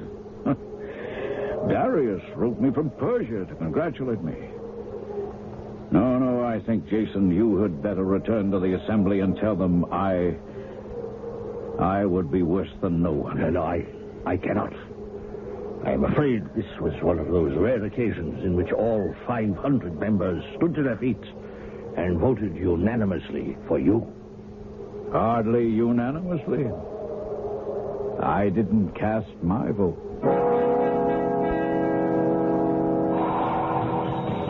Men of Macedon, I expect all to be in readiness for our attack upon Thebes by the time the cock crows. I will move among you wherever I can be useful. You! Phillip, let me feel the edge of that sword you're sharpening. No, not nearly smooth enough. It must be able to cut through leather. This side is rough. Feel it? You there! Supplies! Let me have a look in those amphora. Why, these jars are half filled with water. Sloppiness and laziness. We'll have none of that. Now, I know a half-filled jar is lighter to carry. Silas! Is that you over there? Come here. Yes, sir. Soldier, our men need all the water we can bring to them, not less. Cyrus? Yes. Take this man in chains and have him left behind our lines to die. Yes, Alexander. Put it over here. You, Rapilius, fill these amphora to the top. Men's lives depend upon supplies. I don't want anyone to forget that.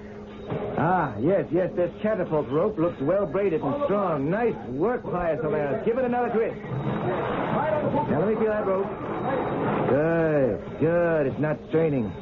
We ought to be able to heave some fine, heavy boulders at Thebes with this. Oh, better yet. Hey, what say you, Pius Homerus? A cauldron of burning pitch. We'll make it hot for them. You there, Crates, make sure that bronze prow is riveted solid to the front of the battering ram. Give me your hammer. I'll show you the way to drive the nails in solidly. Not short jabs, Crates, but this way. Slow, strong, even blows. Here's your hammer. I shall be around camp again in 3 hours, and I expect our war machine in complete readiness.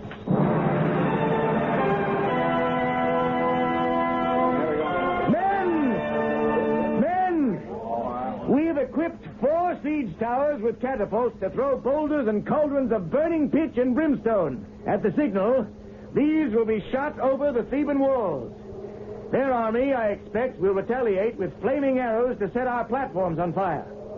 Our second assault will be troops under command of Generals Ismenus and Simon. They will scale the walls, drop inside, and open the gates for us. Then we follow with 2 waves of phalanxes opening up a wedge, followed by cavalry under the command of Captain Cyrus. Lead us, Alexander! Now, men, I look to each of you to make sure his spear, his shield, his breastplate, and his leggings are in perfect condition. Be dead certain about this, or you will be certain dead. You have 2 hours. When the cock crows, we shall attack. The only possible change in plan would be if Captain Cyrus gives us new information. Apollo be with you!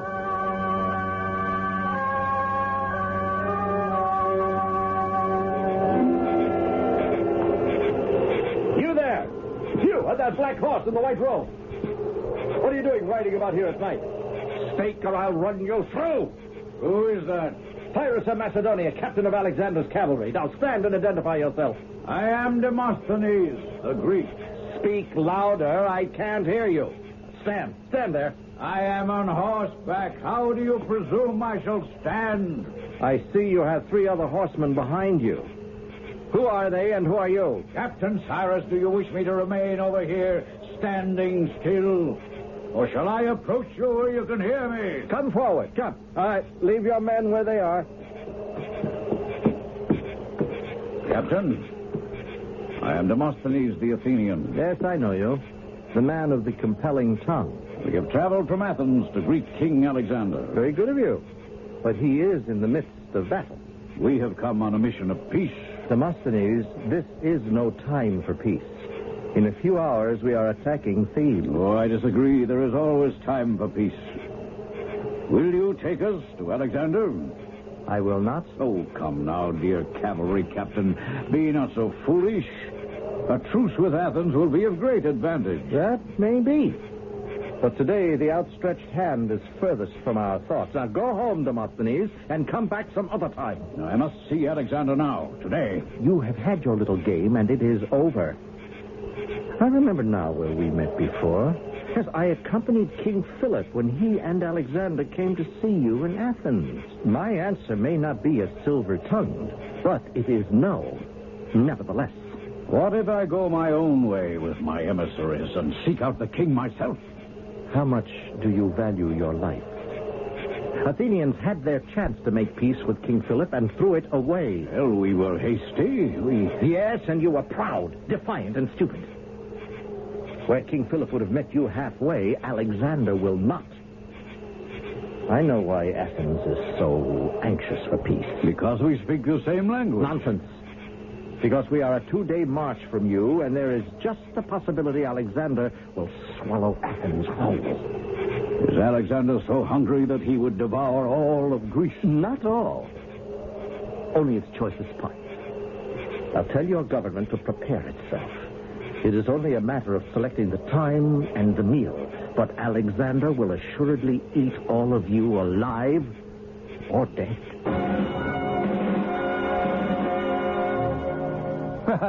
Don't tell me, Cyrus. The 4 of them, Demosthenes and his 3 little peace missionaries, turned around and left you. Alexander, they couldn't leave fast enough. Now, one of them rode straight into a tree. So you can mark up that the first Athenian casualty occurred in the woods outside of Thebes. It's all too late. Demosthenes is a great man, Cyrus. I wish you were Macedonian. We have as great in our country. One can always use a man of vision. Imagine sending an orator to effect truce. No, the Athenians selected well. They know I admire men of thought. I admire his reasoning and his eloquence. But it is too late for that. Actions must now speak louder than words. Cyrus, it is time. Hello, soldiers. Are we ready? Wait! King Alexander, wait! What is it, Cyrus? The gates of Thebes are opening! Look, an officer on a horse carrying a white banner! Have him brought to me!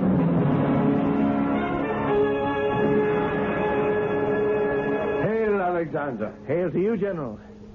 It's an honor to welcome you to my tent. You are the chief of staff of the Theban army, am I correct? Our government has instructed me that surrender is the only course left to us. A sensible realization. A battle against a walled city is not a battle a soldier enjoys fighting. Thebes was the first city-state to revolt after my father's death. I'm glad it's the first to recognize the error. King Alexander, I lay this banner at your feet to formally tell you Thebes will rejoin your confederation. The troops may be disappointed you don't wish to defend yourselves, but that's the game of war. You like war, Your Majesty. General, I enjoy it. Too bad. You may enjoy less of it now that we have surrendered.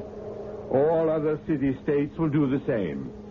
They'll say if Thebes capitulates, we had better also. And will Athens? They do much talking there. I'm not sure about their fighting. Well then, General, you believe that all the Greek city-states will fall into line and join me so that together we can challenge Darius of Persia? I do believe that. Your opinion could make a man quite conceited. How do all those city-states know I can wage war and win? Their only experience has been with my father. He subdued them. They will come to realize it, King Alexander, as we have. And I'm only beginning. Do you know, I've just turned 21? Your Majesty, let me take the wind out of your sails before conceit capsizes you. You have courage, and you know the art of how to divide and conquer, but you have much to learn. So speaks the commander-in-chief of a capsized country. Why did you bring me this white banner if you were not afraid? King Alexander, it is not you we honor and fear. It is your soldiers.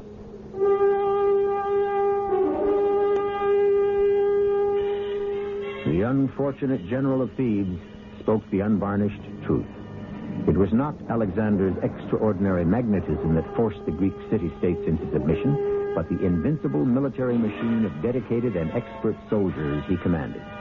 As time went on, Alexander improvised, perfected, learned from experience. The day was not far off when he would be acknowledged as Alexander, the Great Warrior. I shall return shortly. Winter is the perfect time to catch up on many indoor fix-ups.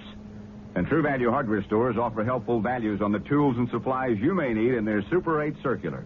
Hi, Pat Summerall to suggest you look there for quality master mechanic tools to do the job right. Plus electrical and plumbing supplies, paint, and more to make home projects easy and economical. Do it yourself, and you'll save with the values featured in the Super 8 circular and at participating True Value hardware stores and home centers. What do doctors recommend to avoid constipation? These days, doctors stress the importance of fiber in the diet. Food fiber that helps the system regulate itself naturally. Metamucil is the laxative made from natural fiber. No chemical stimulants. So for occasional constipation, doctors recommend Metamucil more often than any other laxative. The way to overcome constipation is the natural way. But if not nature, Metamucil. Read label and follow directions.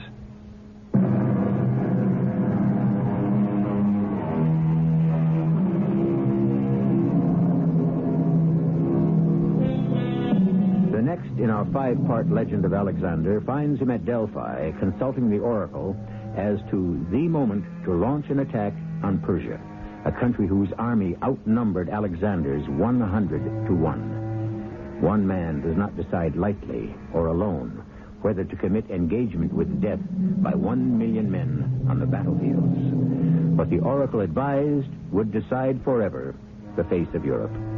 Our cast included Russell Horton, Earl Hammond, E.V. Juster, and Ian Martin. The entire production was under the direction of Hyman Brown. And now, a preview of our next tale. Careful, sirens. That last one came awfully close. That's the lot! Small as we could make them. Why, good reading there. Alexander. Hey, come, here. Have a look at these pieces. I don't have to. I know what they are. Didn't last long, did it? They must have known all along asking for a truce was just to gain time. I was never convinced about their sincerity. Why bother exchanging treaties chiseled into marble and then to break it up in such an offensive manner, tossing it out of the city piece by piece? Why, it's an insult. We'll repay them. Such an effort shouldn't go unrewarded. You up there, soldier, tell your commander-in-chief at dawn Alexander's great army will enter your city to teach Thebes a lesson. That we do not accept the breaking of a treaty to which we have affixed our seal. Be prepared for an invasion. This is E.G. Marshall inviting you to return to our Mystery Theater for another adventure in the macabre. Until next time, pleasant dreams.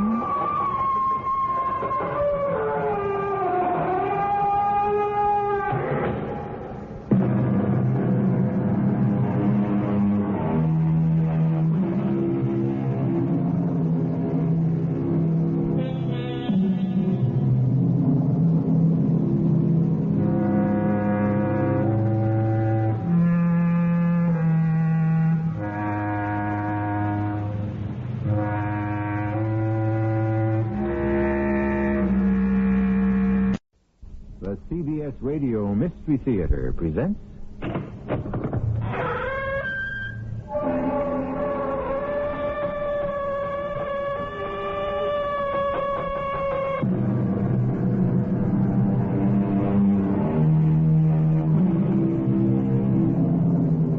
Come in. Welcome. I'm E.G. Marshall. This is the first week of the 8th season of the Mystery Theater, the longest-running consecutive present-day series of dramas on the air. To celebrate the new season, we bring you the legend of Alexander, a man who believed in oracles, thunderbolts, and many gods, yet defied the world of man. A born military genius who at 20 swept over east and west, and whose innovative war-making 300 years before Christ equaled anything seen since. The mystery of this man of the future who lived in the past is a paradox we hope to unriddle. Alexander, you have turned cruel. One changes, Parmenio. What has changed you? The useless, unnecessary death of my closest friend, Cyrus. I see him still. His head laid open by a piece of marble carelessly thrown by a Theban soldier. I held him, dying, in my arms. And I vowed I would burn Thebes to the ground. And I am.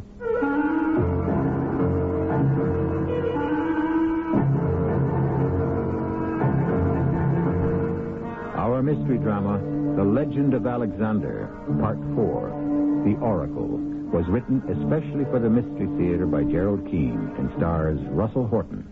I'll be back shortly with Act 1.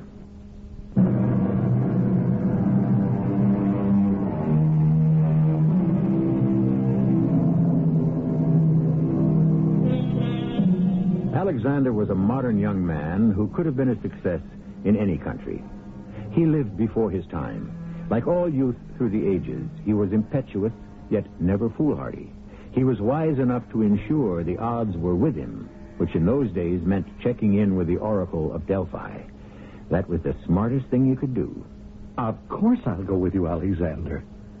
In all my years, you know that I have never been to Delphi or consulted the Oracle? Cyrus, I find that hard to believe. Before you went into the cavalry, when you were a boy, didn't your father take you there? Never. My father consulted the Oracle before every battle, and I'm going to do the same.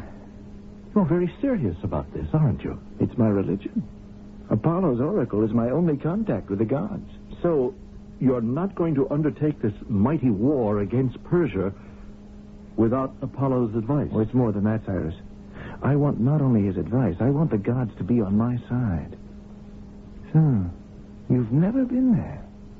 It's imperative and frightening. Well, I hope I won't say or do the wrong thing to spoil it for you. Don't you worry about that. You'll be lucky if you can say anything. It's so incredible and shocking to us ordinary mortals. I'm not even sure how I'll take it. Well, I don't think that even Apollo would call you an ordinary mortal, Alexander. Perhaps not. If you count up all those who fought with us and against us in the past year, who are now dead and I'm still alive, perhaps I'm not that ordinary. But since my mortality is something the gods have given me and can take away, I'm asking the Oracle what the future holds. Will I live or die when I invade Persia?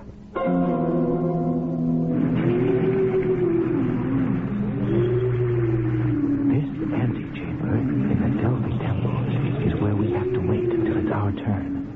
One of the priest prophets will come down and tell us when it's time for our audience with the Oracle. Well, you didn't tell me we'd have to stand in a stone chamber underground, Alexander. It's oppressive. There's nowhere to sit. Well, the priests know I'm coming. We shan't have to wait long. That noise I hear from somewhere above us. What in the name of Zeus is it? That is the Pythia, the high priestess. It is she who communicates with Apollo. A priestess?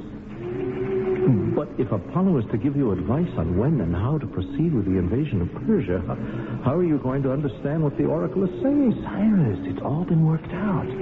Has been for centuries.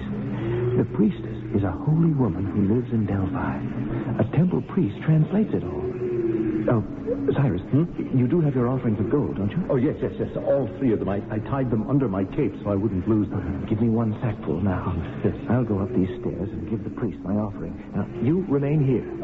Find out how much longer we have to wait our turn. Without windows, it's like being in a tomb down here. So, it's in this chamber where you talk to the Oracle. It's a lot less stuffy than down where we were. I mean, is it all right to talk? I mean, whisper? Or... Oh, yes. The priest told me there was just one petitioner ahead of us, and we can watch from back here. That man who just came in and walked down to the front of the altar, is he? Oh, yes, probably some poor soul who's come for guidance like we have. And in front of the altar, that round platform of marble on 3 gold feet. What is that for? That is where Pythia, the priestess, will sit. How extraordinary. On that. Where is she? Well, she may be in back of that gold screen. And that man who just came in, he's next. And we follow him. Ah, there she is. See? In that long black robe? Yes. I think I recognize her. She's been here since my father's day.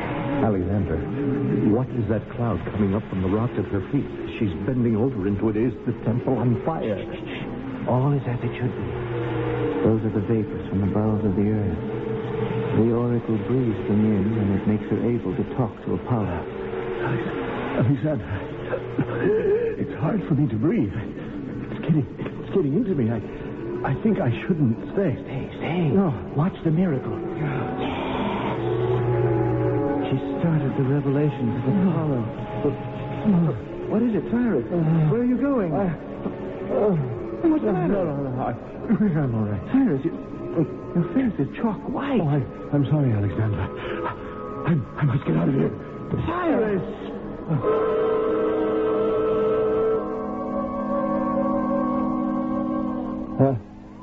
Where am I, Alexander? Hey, Alexander, is that you? How do you feel now?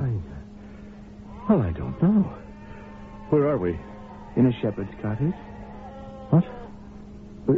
Where? Why? At the foot of Mount Parnassus. You were overcome by the fumes at the oracle, so I carried you out. This was the first place I could find. The shepherd was kind enough to take us in. Does he know who you are? King Alexander? There was no reason to tell him. He's gone off to round up the rest of his sheep. Do you mean to say that You fainted dead away. I never passed out in my life, and I've spent months in the desert. Did you get your advice from the oracle? No, I left in a hurry carrying you. Well, I just can't forgive myself to collapse like some frail woman. Well, I'm perfectly all right now. Now let me up from this pile of straw and we'll go back to the temple. It's dark now. The temple's closed for the day. The shepherd will be back soon with some more wood for the fire. We'll share his bread and milk and honey. Spend the night here. First thing in the morning, Wait. What is it? You're right. We've got to go back to the oracle right now, not wait till morning. People will be lining up all night. Well, surely the king would be granted an audience ahead of anyone else. Apollo makes no such distinctions. A man is only a man. Each is equally entitled to Apollo's wisdom, beggar or king. To Apollo, all mortals are equal. Well, isn't it possible that some mortals are more equal than others? Now stop joking and hand me that torch. I'm going to light 2 of these from the fire, and we'll be on our way.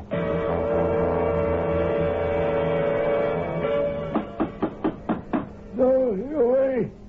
The Delphic oracle is closed. I know that. I'm Alexander, king of Macedon. I beg you to come to the gates. Did you say King Alexander? Priest, it is the king, and he would speak with you. Let me hold my torch closer. It is the king. What happened to you today, Your Majesty? Pythia was preparing to listen to your pleadings, and you had disappeared. It was my fault. We are here at this late hour to make certain I shall be the first petitioner tomorrow morning. I'm afraid that is impossible. Tomorrow and the 6 tomorrows that follow are forbidden for prophecy. Return in 1 week, and I shall certainly arrange for you to be the first with the oracle. A week? We have no week. A war waits, a lifetime. My father's ambition. We cannot wait a week. Your Majesty, in 7 days, she becomes so exhausted she needs the next 7 days to rest. The vapors which she inhales and inspire her with messages from Apollo could be fatal to her. Certainly dangerous if we didn't close down every other week. Let me talk to you not as a holy man, but as a patriot. We would all like time to restore ourselves. We all would like to know we're safe from harm and can close our eyes. But death is at the door. That is why I must have Apollo's help. I don't need it in 7 days. I need it now.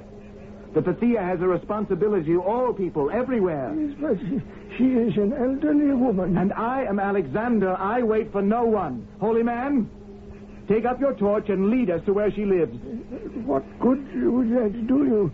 She lives in a little house in the village of Delphi.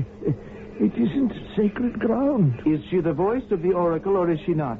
Yes, she is, of course. Then the spirit of Apollo is alive in her always and can answer my questions regardless of what house they come from. Priest, we follow. Lead the way.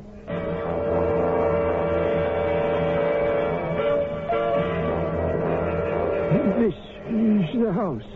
But if she sees out of the night 3 men appearing with torches, she may be too frightened to speak. I I've been watching you three men standing in front of my door talking.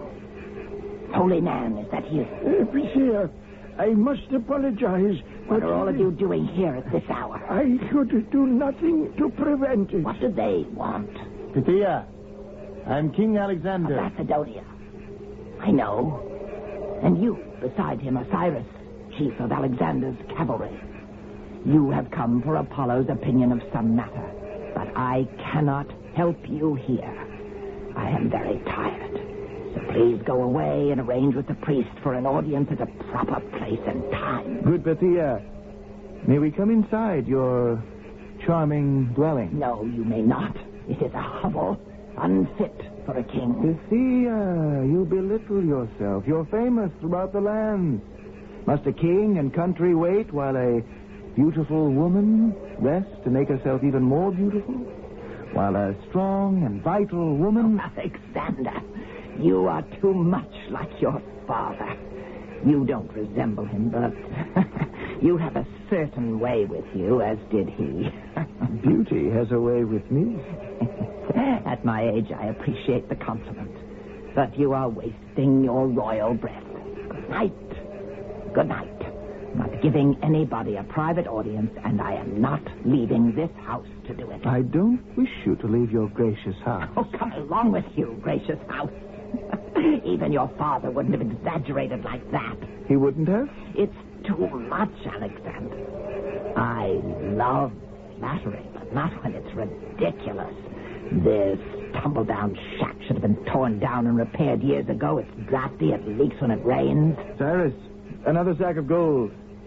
Give it to this deserving lady so she can have her house fixed up immediately. Now, my dear lady, now that you're assured of constant concern for your well-being, don't you think you might be persuaded to ask Apollo one little question for me? Have pity, dear Pythia, on this poor king whose fate hangs upon your answer. Your fate? Do you really mean that? May the gods strike me dead if I do not. Oh, for heaven's sake, no. Not here.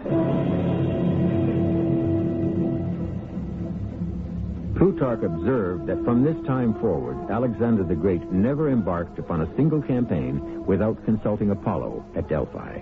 However, you and I must await my return with Act 2 before we find out what the oracle prophesied.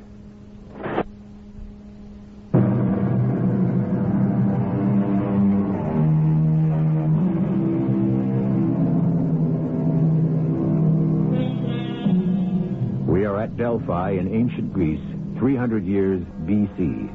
It's a small town on the southern slope of Mount Parnassus, Mecca for those who desire a peek at their future. Inside the Temple of Apollo, intoxicating vapors are breathed and interpreted by the oracle. But Alexander the Great has missed his appointment and has gone to the house where the oracle lives.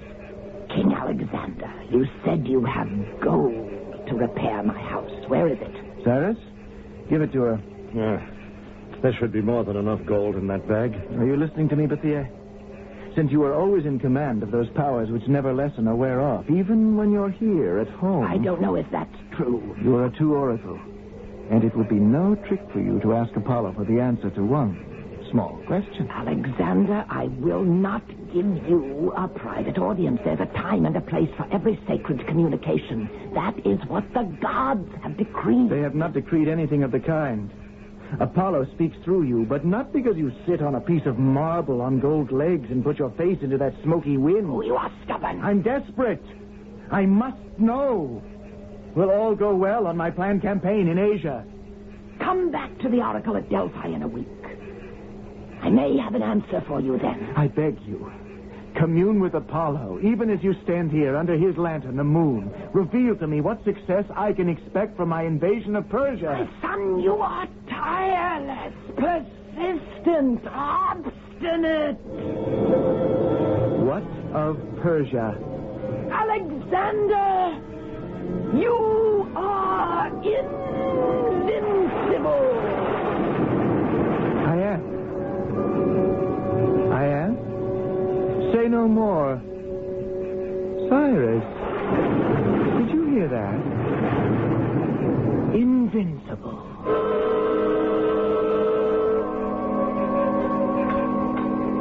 Alexander, those Theban soldiers up there on the walls, what are they up to? They've been warned. We were on our way. Yes, but what are they doing? Building a higher wall around Thebes? Sounds more like they're breaking something. It's coming from up there over the front gates. Except for that hammering, the entire city is silent and locked up tight for the night. Surely the Thebans don't think 30-foot walls are going to keep out a modern army. Not ours. But then Thebes' big trouble was always not thinking ahead. Yeah, it's like announcing to the world they were breaking their treaty with us. To let Demosthenes of Athens influence them to tell us to go to Hades. Why didn't we advance on Athens first? They always made trouble. Thebes is easier to capture. When that's done, you'll see how quickly Athens will knuckle under. How are the men? Well, I can only speak for the cavalry. They can hardly wait for you to give the horn signal at dawn. I hope this is the last petty annoyance I'll have. You're very angry that they broke the treaty, aren't you? Only because it delays our expedition against Persia. I can hardly wait for that. You heard what the oracle said? My son, you are invincible. Cyrus, let's walk up to the walls. The moon's out now. I'd like to get closer, see what they're doing up there. Alexander? Look, I can see two men up there on the parapet. I think they're building something. Oh, they're smashing some flat stone, I think. They just broke off a corner. They see us. You down there! Are you Macedonian? What if we are? We'd like a word with King Alexander. We heard he and his army are spending the night outside our gates. As for what do you wish to tell him? We have a gift for him to welcome him to Thebes. Stand away. We'll throw it down. We have a few more gifts like that just as soon as we make them. Do you see what they threw down? Yes, it's the corner of a marble slab with some writing carved on it. Here are a few more gifts from Thebes to the great Alexander. Careful, Cyrus. That last one came awfully close. That's the lot. Small as we could make them. A lot of good reading there. Alexander. Come, here. Have a look at these pieces. I don't have to. I know what they are. Didn't last long, did it? They must have known all along asking for a truce was just to gain time. I was never convinced about their sincerity. Why bother exchanging treaties chiseled into marble and then to break it up in such an offensive manner, tossing it out of the city piece by piece? Why, it's an insult. We'll repay them. Such an effort shouldn't go unrewarded. You up there, soldier, tell your commander-in-chief at dawn Alexander's great army will enter your city to teach Thebes a lesson. That we do not accept the breaking of a treaty to which we have affixed our seal. Be prepared for an invasion. Invade away, Macedonians. Here's one piece of your treaty we forgot to send down to you. Here it comes. Catch it if you care to. Cyrus! Alexander! Cyrus!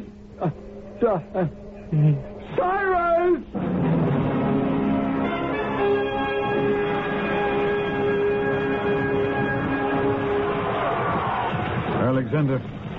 King Alexander. Yes. Yes, come in here. What is it? May I speak?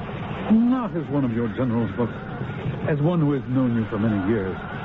One who taught you military matters when you were young. I don't understand, Flaminio. You have something to report to me? Alexander, Thebes is being sacked, destroyed, burned. What pleasure can you derive? There you are. The musicians. Excuse me, Flaminio. Come over here, you two. Sit in front of the balcony and play for me. Flaminio, I enjoy the flames, but the noise is a bit offensive to my ears. So I've ordered these musicians to sweeten the sounds out there with their instruments. Alexander, all yesterday and all this night you have sat here watching the city being devoured. But I like that. A great soldier like you doesn't enjoy seeing the innocent suffer. I sit here, my old teacher, and enjoy my revenge. These Theban beasts killed Cyrus, a man who saved my life 100 times. His friendship I esteemed above that of my own father. They cut him down in the flush of his life. And in return, I am obliterating their cruel city from the earth. The death of Cyrus has changed you? Yes. The useless, unnecessary death of my closest friend. I see him still, his head laid open by a broken piece of a broken tree. I held him, dying in my arms, and I vowed I would burn their city to the ground. Alexander, I beg you. Can I not persuade you to leave off watching this Holocaust? Parmenio, I think you've said as much as I care to hear. Then let me tell you what will please you. The emissaries we expected have arrived. From Athens? Parmenio, that is news. They came, helmet in hand. Bowing and scraping. They ask forgiveness for goading Thebes to a revolt. They will agree to any terms. Any suggestions? We should certainly insist that Athens banish those who are behind the rebellion. Well, there is one other problem which only you can solve. Some of our soldiers last night broke into the house of Timoclea. Do I know the lady? Our captain led a raiding party, entered the lady's house, and met his death at her hands. She killed a captain? In a rather cruel fashion. She has been apprehended and brought to me. So? Deal with her. Well, this lady, Timoclea, says she is the widow of an officer who fought the Battle of Chaeronea with your father. I thought you would like to see her. I haven't time for that.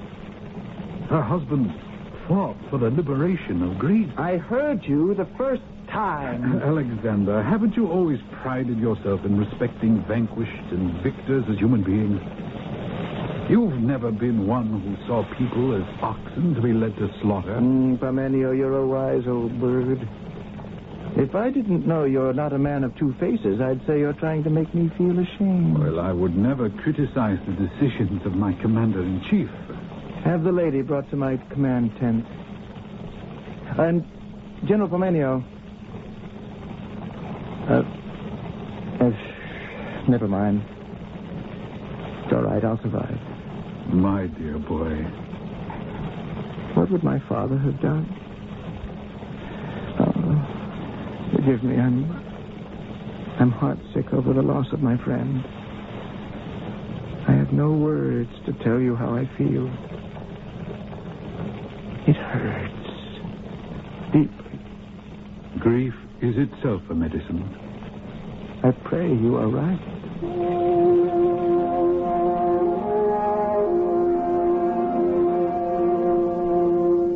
Your Majesty, this is the lady. Your name is Timoclea, madam? And you are the king who has done this to Thebes? I have a son older than you, if he's still alive. I am charged with the murder of a captain in your army. Not a Macedonian, we understand. A Thracian who fought with us. May I speak to you alone, Your Majesty? Certainly. General? I shall be outside, Your Majesty. Where shall I begin? This is very difficult for me. I don't expect mercy from those who would destroy, as you have destroyed. So now you have joined our ranks. There's blood on your hands also. Yes, and I'm glad of it. He deserved to die. Now you begin to understand why we came to Thebes. We, too, believed your city deserved to die. You believed? Thebes wished to make her own alliance with Athens, and you punished her. Thebes gave her word and broke her promise. You have the courage to speak to us like this. Do I have any more to lose than I have lost already? We hope not. Relate what happened. You asked me to tell everything? If you wish your life to be spared. And you are the Chief Justice? In the absence of a higher judge, we are.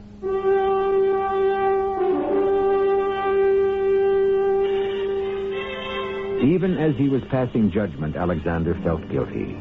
He admired courage and compassion. In the years that followed, he knew he had not been compassionate with Thebes, that he had given free rein to revenge.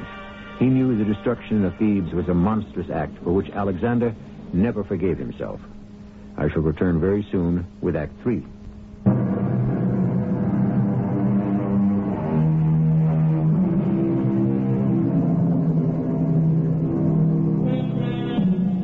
Thebes is burning, put to the torch by Alexander the Great as answer to a broken treaty.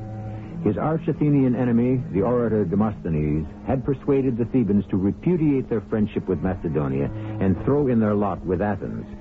Our curtain rises as a noble Theban woman, Timoclea, stands before Alexander accused of murder and awaiting sentence. Timoclea, speak of the killing you're accused of. Last night, some Thracian soldiers broke into my house. The captain took me and used violence with me. Do you mind? It's difficult for me to speak of this. May we have a cup of wine brought to you to calm your spirits? No, thank you. I can manage. After having satisfied his lust, this wild beast asked me if I had any money concealed on the premises. I said I did, and I bade him follow me into the garden. There's a well in the garden, which I showed him. And I said to him, when the foreign troops took over the city and were beginning to burn it, "Oh, King Alexander, why did you have to destroy our beautiful city? Why?" General Parmenio, would you come here? What can I do, Your Majesty? One can do nothing for this lady. She seems to have lost sight of who is the accuser and who is the accused. You are like your father, King Alexander. Not at all. He had many friends. We do not. He had a great heart. Ours is hard. In return for his goodness, he was murdered. Goodbye, madam. Your Majesty, is this lady guilty of murder? We never got round to the details. Well, the king has a quick temper. If you can confine yourself to answering a simple question, we can proceed. I'm sorry. I'll confine myself to what happened. Madam, you were saying? I showed this captain the well where I said I had thrown all my valuables. And he bent down and looked in to see, and I said to him, no, you have to look further. It's a deep well. And so he climbed up on top to have a closer look. And I came up behind him, and I pushed the ugly brute into it. Are you going to have me executed? Or sold into slavery? Madam, your husband was in the war? I am the widow of Theogenes, who fought the Battle of Coroneo with your father. He fell on the battlefield for the liberty of Greece. Theogenes. Yes, I know that name. My father spoke of him. Whatever you will do with me, I'm not sorry for what I did. I would do it again. Parmenio, take this lady and have her accompanied through the Macedonian lines to whatever place she wishes to go. Guard her well. She's very brave. And she's free.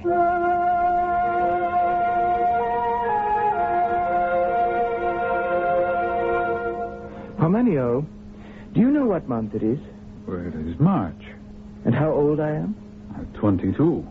If we don't begin our campaign against Asia in 1 month, we'll have to wait another year. Well, April will still give us enough time. It's only 100 leagues on the west road to Cetos. And from there, only the Hellespont separates Macedonia from Persia. In a night and a day, we can get our 30,000 troops, 5,000 cavalry, and the siege towers across. I don't doubt that. The triremes are built. We've got fleet from Athens. And the men are as ready as they'll ever be. But the problem is, a month will come and a month will go, and we shall all still be right here rotting in Pella. All that is who remain. Well, I'm confused. All the soldiers who haven't given up and deserted. Well, why would they do that? Because since the new moon, they've not been paid. And because there's no money. None. No money for the campaign against Persia. Well, how can that be? I've seen gold by the cartload arriving at Pella after every expedition of your father. Years gone by, yes. But since he died, no tribute has been exacted. Everything has been spent. My own purse is empty. The treasury is empty. Parmenio, Can you find me the money I need? You inherited nothing from Philip. Where did the money go? You and I have unsheathed the sword together many times, and the spoils of war must have amounted to at least 10,000 gold talents.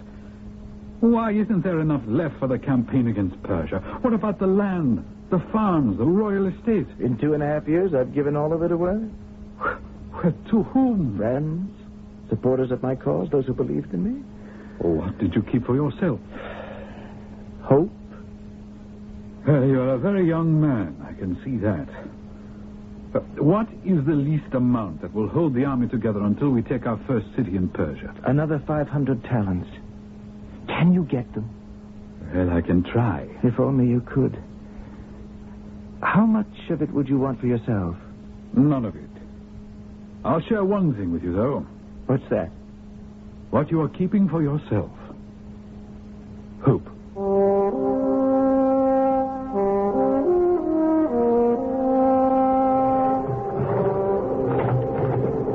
Listen to those oars men row, Parmenio. Listen to the wind and the sails. How I waited for this day. Bless Apollo for granting us this clear day for our crossing. I haven't blessed you for not raising 500, but 800 talents. There are many people who believe only you can ensure the safety of the Hellenic world against Asia. Now, when we get to the middle of the Hellespont, we'll drop anchor long enough to make our offering to Poseidon. Are your commanders on shore keeping an eye for us to signal when to launch their boats? I'll wager they're not the only ones watching. Darius is bound to have spies on all the opposite hills to tell him what we're up to. I accept the honor. And you won't be difficult to spot. Full armor, white plumes on your helmet, standing up here beside the helmsman. I want those who chronicle this war to know I steered the way. How far from the shore are we now? This is halfway across. Then here is where we make our offering and our prayers. Cast anchor! Cast anchor! Ship oars! Backwater slowly into the wind! Ship oars and backwater! Lower sail! Lower sail!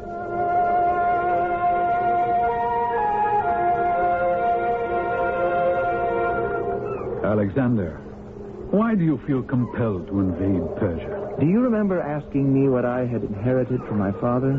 Little enough you said on that balance sheet. I think I left out my most important inheritance. War against Persia. I'm going to make my father's dream come true. To liberate all the Greek cities under Persian rule. He wanted all Greek cities to be united as one, for we speak a common language. I see. Philip of Macedon's dream. I shall make it Darius of Persia's nightmare.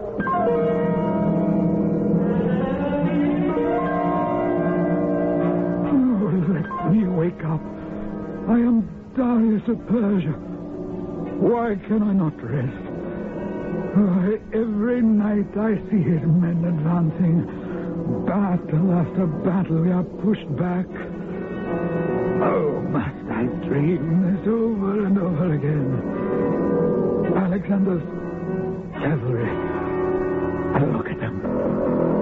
A wave of spears. Oh, run. They're overwhelming us.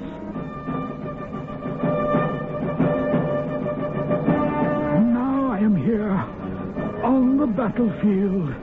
I'll show Alexander how Darius handles a sword and a spear. My cavalry cannot be helpless. Send in the armed chariots. Oh, no. No. His archers have slain all our charioteers.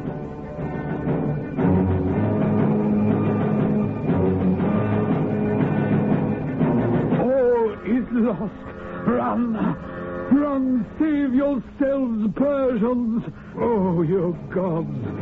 You have deserted Darius. It is the end. I am no longer Darius.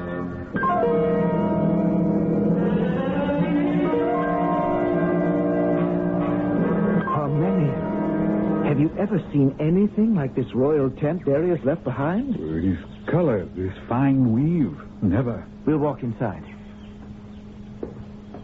Imagine a tent floor made of the cedars of Lebanon. This chair, inlaid. must be ivory. Gold and silver cups, gold platters. Think of it.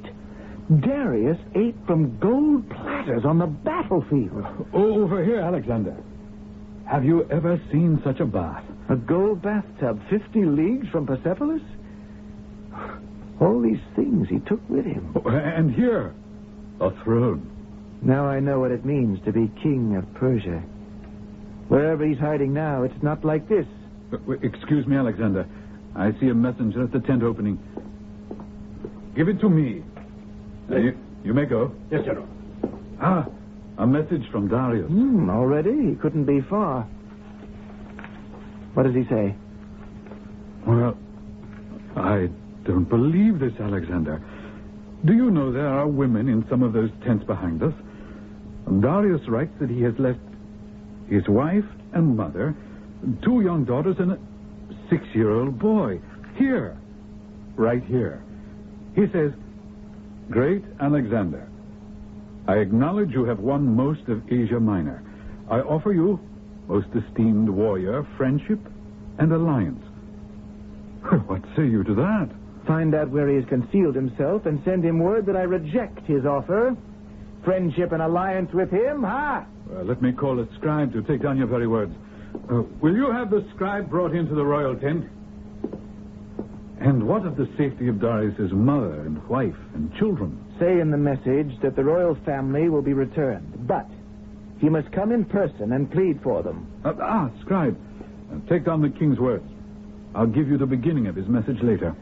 And in future, Darius, when you send to me, send to the Lord of Asia. And do not write to me what to do, but beg of me, as master of all you own, for anything you need, or I shall judge you an offender. If, on the other hand, you claim your kingdom, take your stand and fight for it. And do not run, for I shall find you wherever you may be.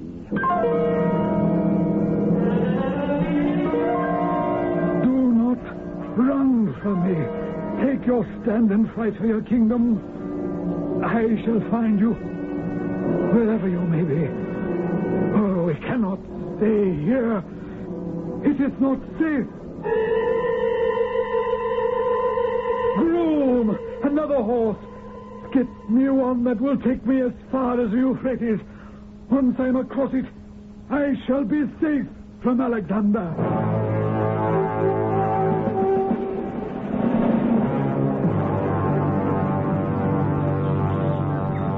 Alexander. Alexander, it's morning. Ooh, who is it? Parmenio.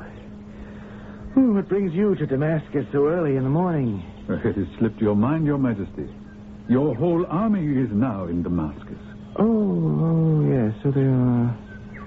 It's a lovely city to spend the winter. Don't you like it, old friend? Yes. You don't know what a pleasure it is to have plenty of food and plenty of rest. And plenty of entertainment. We deserve it, all of us. What day is it? 2 days later than you think. Wasn't that a party? By Apollo, an invincible party. or a party for the invincible, huh? Well, I left early. 2 nights ago. Parmenio, there is criticism in your voice. What's that in your hand? A letter from Darius. We haven't heard from him in months. What does the dear Persian want? Well, he wants his family back. And as ransom, he offers you 10,000 talents. All the land west of the Euphrates. That's because he is hiding east of the Euphrates. And he offers you a daughter in marriage. And an alliance. The terms get better every time he writes. But, no. There's still a great deal of land to be won, and right here for the winning. It is written on Olympus that I must battle Darius one more time and gain the entire Persian Empire. It is so written? Oh, yes. And I shall succeed. Remember? The oracle told me I was invincible.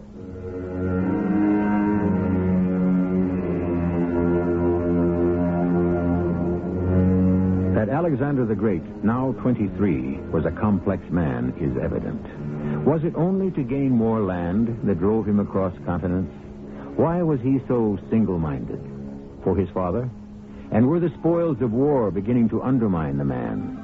His soldiers relaxing with wine and dalliance, each with his golden plunder, would they willingly abandon peace for war?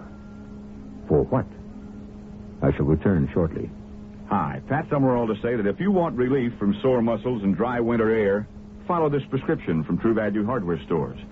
To soothe aching muscles, apply moist or dry heat with a Northern heating pad, just $9.88.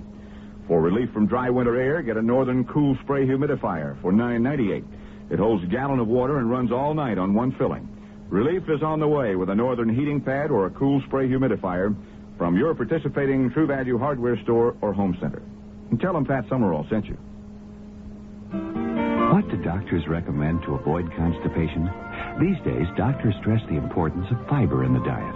Food fiber that helps the system regulate itself naturally. Metamucil is the laxative made from natural fiber. No chemical stimulants. So for occasional constipation, doctors recommend Metamucil more often than any other laxative. The way to overcome constipation is the natural way. But if not nature, Metamucil. Read label and follow directions. If you use a long-lasting nasal spray, you ought to check the package. If it has a big 12 on it, you're getting the longest-lasting relief you can get. You're using Duration nasal spray. Duration is different because Duration has the longest-lasting nasal decongestant. So Duration gives you up to 12 hours of relief. That's up to 2 to 4 hours longer relief than most other long-lasting nasal sprays. Look for the nasal spray with the big 12 on it. Duration. The proof is on the package. The package with the big 12 on it. For occasional use only as directed. Bob Hope here for USO. He's 20, in the Army, married and assigned far from home.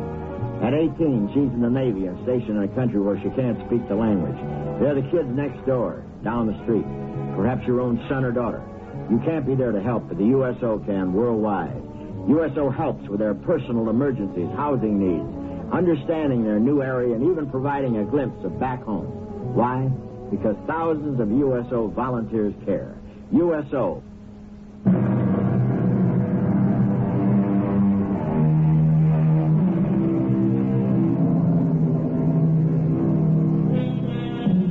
Our next broadcast will conclude the legend of Alexander, which we have presented to signal the start of Mystery Theater's 8th season. We grant you some liberties with time, place, and person may have been taken, but we are reflecting a legend and hoping, as the poet W.H. Auden has said, to break bread with the dead. Our cast included Russell Horton, Marion Seldes, Earl Hammond, and Lloyd Batista. The entire production was under the direction of Hyman Brown. This is E.G. Marshall inviting you to return to our Mystery Theater for another adventure in the macabre. Until next time, pleasant dreams.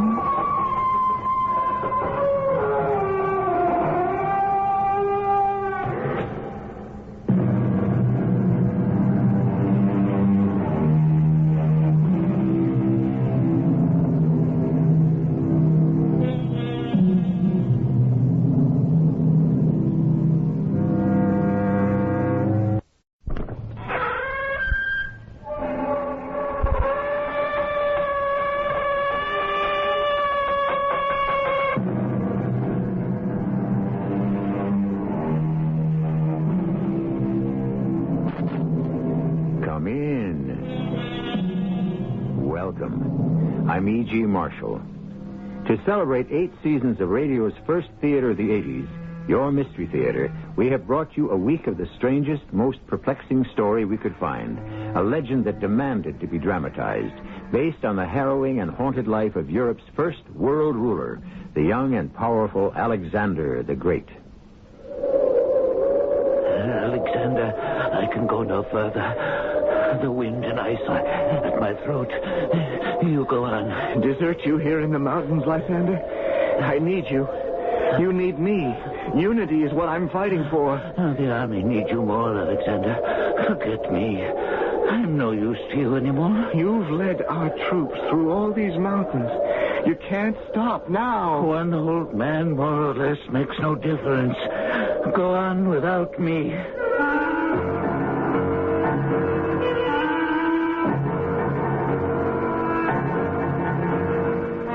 mystery drama, The Legend of Alexander, Part 5, The Legend Begins, was written especially for the Mystery Theater by Gerald Keane and stars Russell Horton.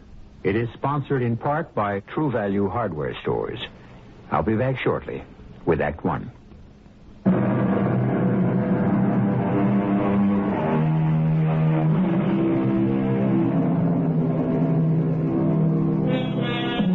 He was 20.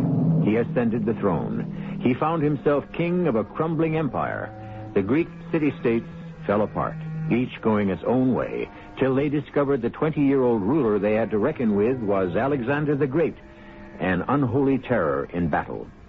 Speed and surprise, his chief weapons. Starting with Greece, then as far north as modern Bucharest, crossing the Danube, through Serbia, then south in a final conquest of Persia. Now he knew he was the great invincible Alexander. He believed it. What he did not know was power corrupts, and absolute power corrupts absolutely. What did I tell you, General Parmenio? There are none so clever or so strong that can defeat me. It would seem, Alexander, that Darius and the Persian army are no longer a threat to anyone. A threat? Persia is now our slave. Divide and conquer. My father taught me that. It's been the secret of Alexander's strength. Here, I'll show you. Are there any sticks about? Sticks?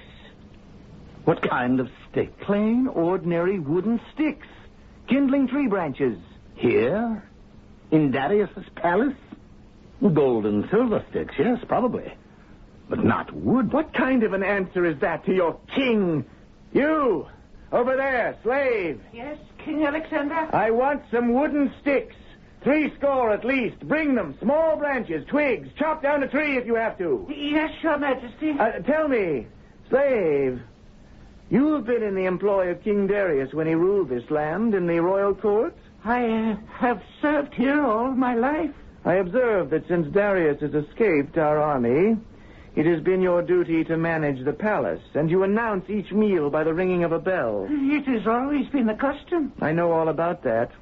But we of Macedon do not eat as your former masters did at such time as it pleases the cook to prepare food. We eat 3 times a day and on time. It is now 2 hours past sunset, and I wish my meal. I wish it now. King Alexander, be assured in the future I will not lose track of the time. Be assured if you do, you will lose track of your head. Your Majesty, I go instantly to obey. And don't forget the twigs. Alexander, why do you attack that poor man? He cannot defend himself. Are all Persians as stupid as he? Why are you so angry? You, a monarch. You should not raise your voice over such trivial matters as meals and twigs. It is beneath you. I would have passed the word along.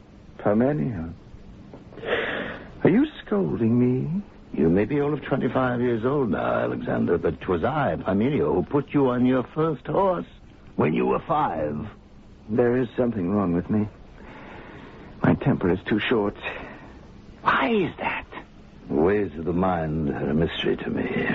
But victory after victory has not brought out the best in you. Hasn't it?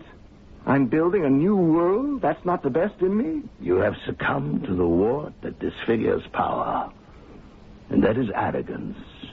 You are not a god, Alexander. And to what do you attribute this evil wart, this boil on my face? You know your Odyssey, your Homer? As well as any man. Do you know what Achilles meant when he said, "He whom the gods would destroy will be granted his every wish"? The gods are out to destroy me, is that it? You are not the Alexander you were. That is all that I wish to say now. Just some food for thought. Food for the stomach. And where are the sticks I asked for? Here, Your Majesty.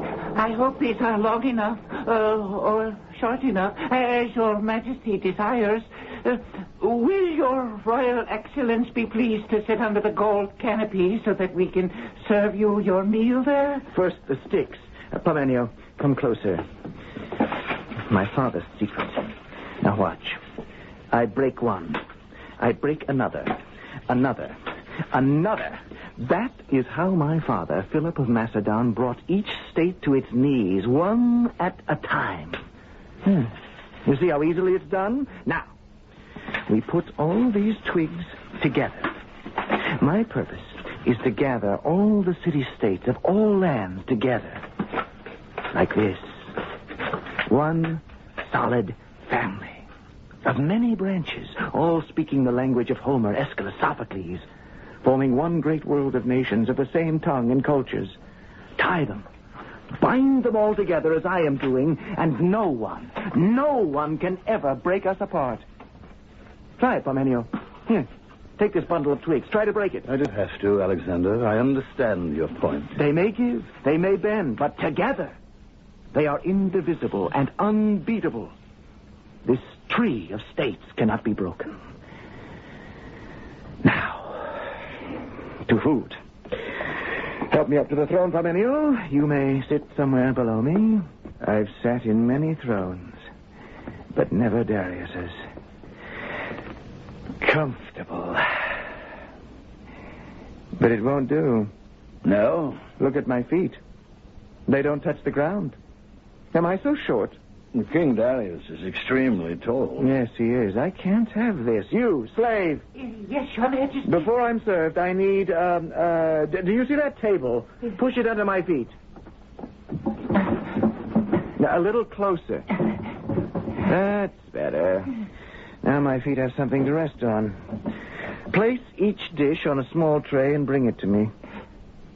You, don't you hear me? Your Majesty, I cannot. My heart is giving out. What is the matter with you? Give me a tray with each dish. I'll rest it across the arms of this throne and eat. I think it upsets this loyal Persian to see you seated on Darius's throne. No, it isn't that. It's the table.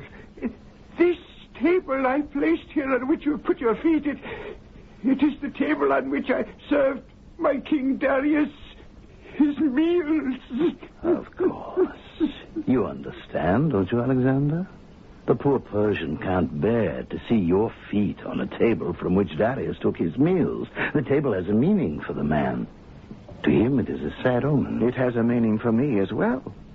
Darius's dinner table is Alexander's footrest. To me, that's a good omen. It means that soon Alexander will be trampling all over Darius. Now, the food. And no delay. No. I changed my mind. I'll have some wine first. Parmenio, join me in drinking to the health of Alexander the Great and our next victory. Tomorrow, we take Persepolis.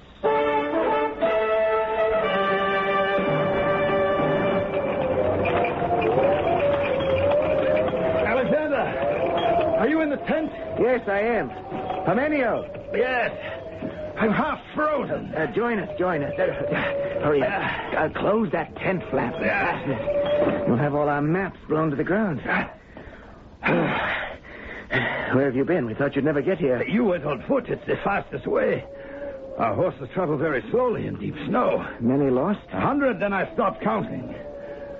Alexander, how much longer are we going on with this forced march over the mountains? Until we reach Persepolis. Darius's main city, his biggest palace is there. Turning into a fierce blizzard. You want us to pitch camp at Rhodus? Why are the troops so slow? Lysander and I have been here for 3 hours. They're doing their best. They're not used to freezing weather. Give them credit, Alexander. Nobody's moving thousands of men across mountains by wishing. But it can be done by will. Look at this old man. He has the will. Lysander, wake up. Parmenio is here. Hail, Parmenio. Hail, Lysander. You did good work on the roads. I'm sorry our engineers couldn't clear it better. But as soon as they'd push the snow from the road, it would drift right back. Did you have any trouble with the mountain tribesmen? We lost many men. Alexander, the troops are exhausted. Some of them are marching without shoes. Most do not have the right kind of clothing against the cold. And even if we do get to Persepolis by morning... What do you mean, if? There is no if. Parmenio, you may leave my tent now. Try to understand. No ifs, no rests, no stopping. I am not resting until Greek law and art and life are everywhere. Everywhere. Your kingdom is to be everywhere? Parmenio, when we are in Persepolis, and when Darius is found and chained, you and I will have a long talk about the Empire. I don't think you understand. The Empire is made up of people, not one man with one idea. Our civilization is superior to all civilizations, and I will march, and I will battle until it is everywhere, not as a dream, but as a fact. Lysander, let me see that map again. The three of us can decide the quickest route for the army.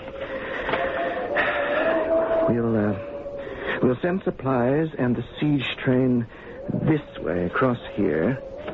Cavalry that way. It's not quite as steep. What do you say, Parmenio? Nothing. And we'll have the main troops continue straight on as they're doing. Lysander and I will catch up with them, get ahead, and mark the trail, right? Right, Your Majesty. Did you hear that, Parmenio? Lysander has 20 years on you. He's older by 20 years. And when I say, shall we go ahead, does he say, I wish to rest, I'm tired? Lysander's an extraordinary man, and we need him. He is the star who guides our ship. But do not push him too far, Alexander.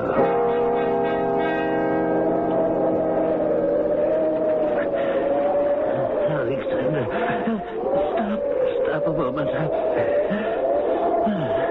Parmenio's men are still ahead of us.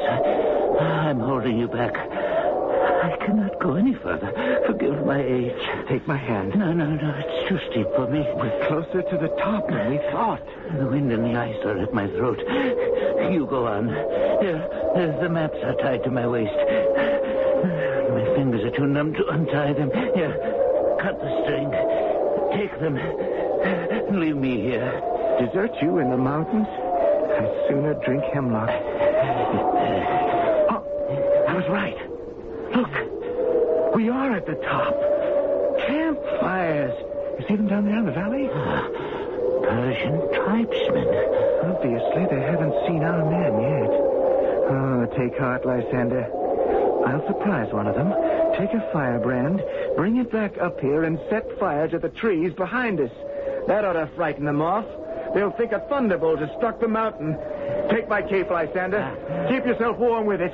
When the trees are blazing, I'll come for you.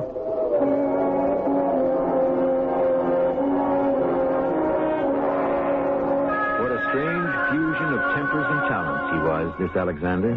Only 25 years old, yet a visionary who brooked no interference. And yet, for all that, still a humane man who deeply cared for his fellow man. I shall return shortly with Act 2.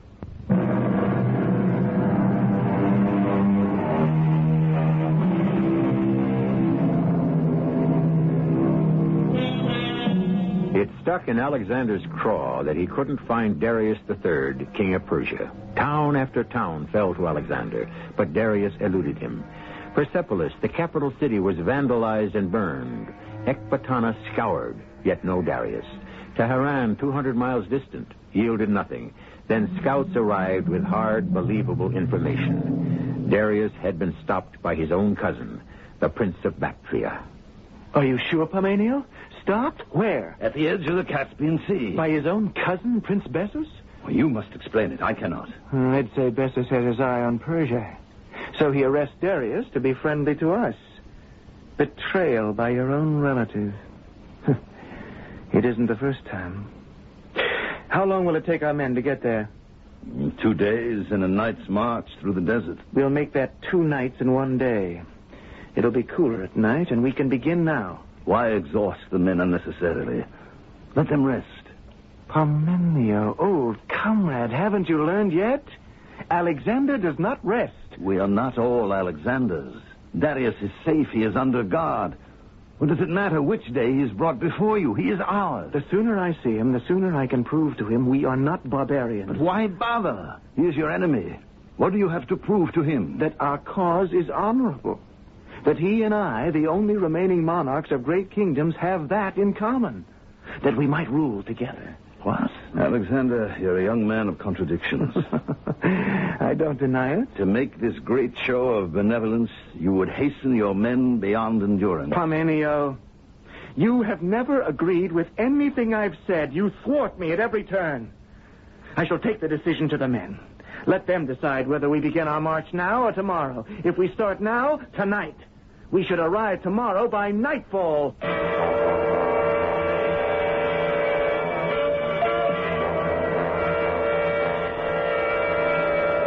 Hold that torch higher, Parmenio. By Apollo.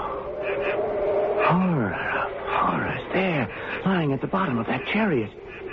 Is that not Darius? It is, Alexander. Is he alive? How came he to this? Parmenio, you arrived here before I did. I thought you said Prince Basis had captured Darius, not tortured him. His body is a mass of wounds. I have taken the prince into custody. He told me his men got out of hand. When they came upon Darius, they went berserk with rage. I want every single murderous soldier in the prince's army. I'll show them what rage is. Oh. Darius. Darius. Oh. Great Zeus. Look how he bleeds. Get me some fresh cloths. Hurry. Darius? Can you hear me? Who are you? I'm Alexander of Macedon. Alexander. And so we meet. Will someone fetch me some cloths? Alexander. Yes, great king. Is it dark? Or are my eyes failing me? It is dark. I have lain here since dawn. Is there water? Parmenio, some water, quickly. Here, pour it into my helmet. Darius, let me lift your head. Let me tip my helmet. Slowly. That's right. Rest your head on my arm. Now, Parmenio, I wish a litter to be made so that King Darius can be carried gently to where he may be properly attended to. It is too late for that. For me, the combat is over. Great Darius, speak not so. I have been dishonored by one of my own family. He will be punished. Basis is a coward. He will die a coward's death. Take my right hand, Alexander. It is yours. He is gone, Alexander. May the great King Darius enjoy a peaceful passage to the land of shades. As Apollo is my witness, we shall bury him with all the honors of war.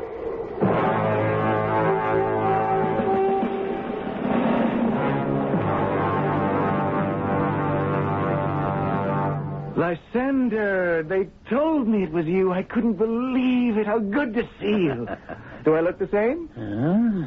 Your face is more lined, but otherwise I see very little change. What brings you to Babylon? I heard of the death of Darius. How long is it since he died? Oh, many months. 4, 5. The war is over, that you know. Then why don't you return to Macedon? No, I can't. Not yet. There's too much to do here if I'm to bring our two great nations together. That would not happen in my absence. You still haven't told me, dear old teacher. Was there some specific reason you came all this distance? I wanted to see you again, Alexander. Alive. The battles are over. Why should I die? What could kill me? Treachery. What makes you say that? I can see by your eyes that thought has been with you also. Yes, it has been for many months. There are too many whispers in Babylon that I am too much influenced by this country and the Persians. And are you? What is their complaint? The army is here. Most of the men are enjoying the spoils of victory. Most of them have married Persian women. To me, they say nothing, openly. But there are whispers behind my back. They would rather be home in Macedon. Then let them go home. No one is forcing them to remain in Babylon. If they don't see the advantage of the mingling of our two great cultures, then let them go. There were rumors in Macedon that you had married again. Yes, twice. To 2 women last month. There was no rumor. You shall meet them both, Lysander. And the Macedonians here, how did they take the news? How should they take it? We had a double feast. Everyone attended. I heard no complaints. The city was in a stupor for a week. Lysander, if you could have been here, it would have made it perfect for me. I missed the old friend. Why did you marry here? Political. A very wise move, if I say so myself. Now, General Parmenio, he didn't think so, but he's been very critical lately. Lysander, I know you'll understand. You have a political background. You marry 2 women from 2 ruling Persian houses. Am I right? Right as the rain clouds over Parnassus. Parnassus. How I miss it. However, the older of my wives is Statira, Darius's daughter. She's 21. The younger is Pericestes. Her father was king here before Darius. What do you say to that? Huh? In one double wedding, you united 2 rival branches of an old ruling Persian family. What a pleasure. A man who sees the political implications of what you're doing and doesn't disagree. That Parmenio... he disagrees. He's getting too old. I gave his son Phillip the governorship of one of the provinces. Do you think I've received any thanks? Just the reverse. This pipsqueak Phillip, I know he speaks against me. He does more than speak. That's the real reason I came to see you. You have proof? I have brought it with me. This letter.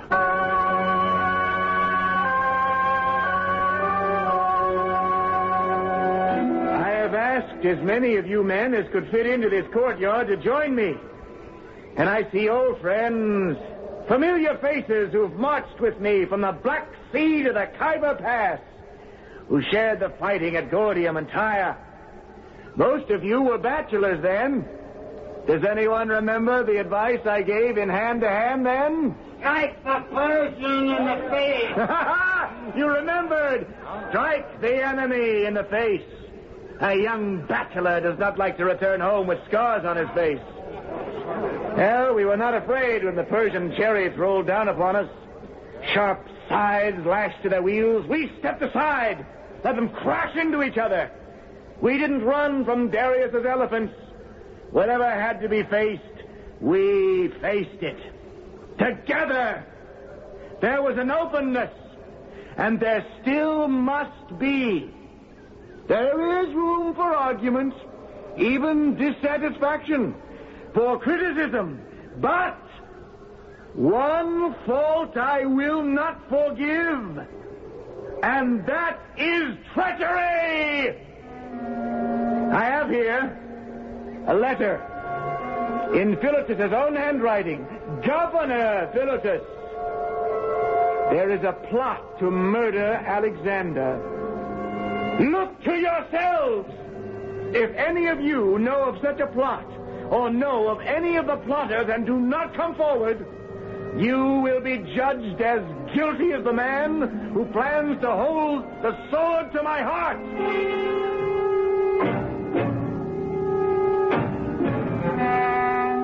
You sent for me, Alexander? Yes, General Parmenio.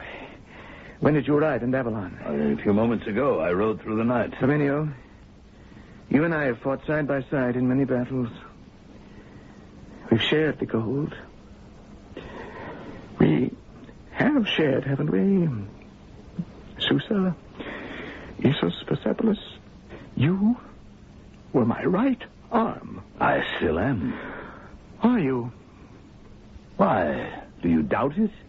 Have you spoken to your son lately? I have not seen him. And he has always been a poor correspondent. Of course, now he is a governor. Philotas is here, in Babylon. He's in prison. What has he done? He has written this letter. It is to a fellow conspirator, Harpalus.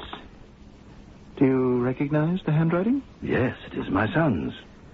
Last night, with the slight encouragement of some red-hot coals, He confessed to a plot against me, which he says was hatched by you, Parmenio, his father.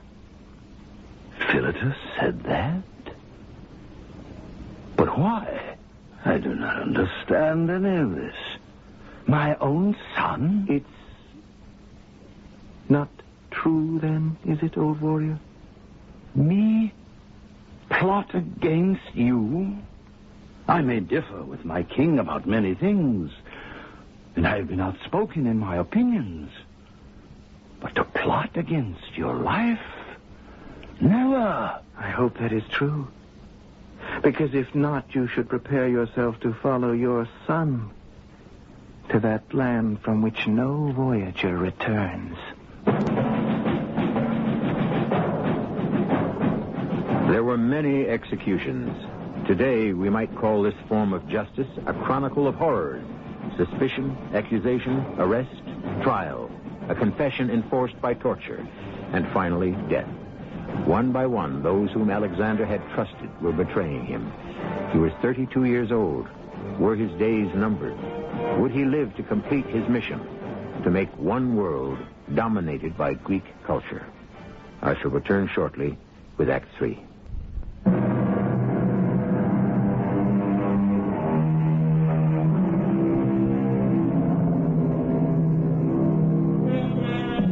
He subdued all of Greece, Persia, Egypt, and finally India. Then, convinced he had marched his men to the outer limits of the world, Alexander ordered his army home. His new favorite general was Coinus, who had risen in the ranks and was genius enough to deal with India's secret weapon, elephants. But the road back, overland and by boat, was treacherous. One city, Pylos, rebelled and refused to surrender, and in that battle, Alexander was severely wounded. He was on the point of death when his new general rescued him. Alexander? Is that you, Coinus? Shall I part the curtains and let in some light? Oh, Coinus, you're as transparent as these curtains around my bed. Yes, open them. There are rumors that I'm dying. You've come to see if there's any truth in them. How did you guess? That's exactly why I'm here. Do the men wish me dead? Oh, far from it. They're hoping every day you'll get better. You're the only one they'll trust to lead them home. Tell them I have no intention of dying. But I might remain here in Babylon over the winter. I'm not as young as I was. Oh, yes. A sparrow told me you were the ripe old age of 32. Add 100 to that, and you'll know how I feel. I had to find out whether you were well enough to deal with a nasty situation, which might even become a mutiny. If you decide to remain in Babylon all winter, it just might come to that. Because we remain in Persia, the army would revolt? But why? They don't want to wait any longer. They want to go home. What do I have against Persia? There's so much here that's wonderful. You aren't helping your cause. Why is it the moment you cross its borders, you adopt Persian dress and manners? You eat their food. There are very few Macedonians who don't resent that. I wear what I like and I act as I wish. I am Alexander the Great, and no common foot soldier whom I have elevated, educated, and catapulted to power and made wealthy is going to dictate how I should live. You tell me there's a revolt in the making? Good. Inform Lysander. I wish him to compose a suitable poem for the biggest banquet Alexander has ever given his army. I've yet to meet a man who didn't prefer a feast to a fight.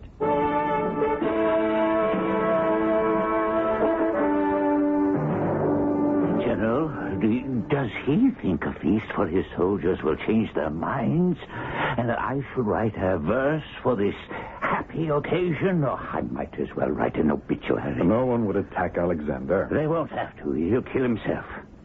No, he's weak. Isn't recovered from his wounds at Pylos.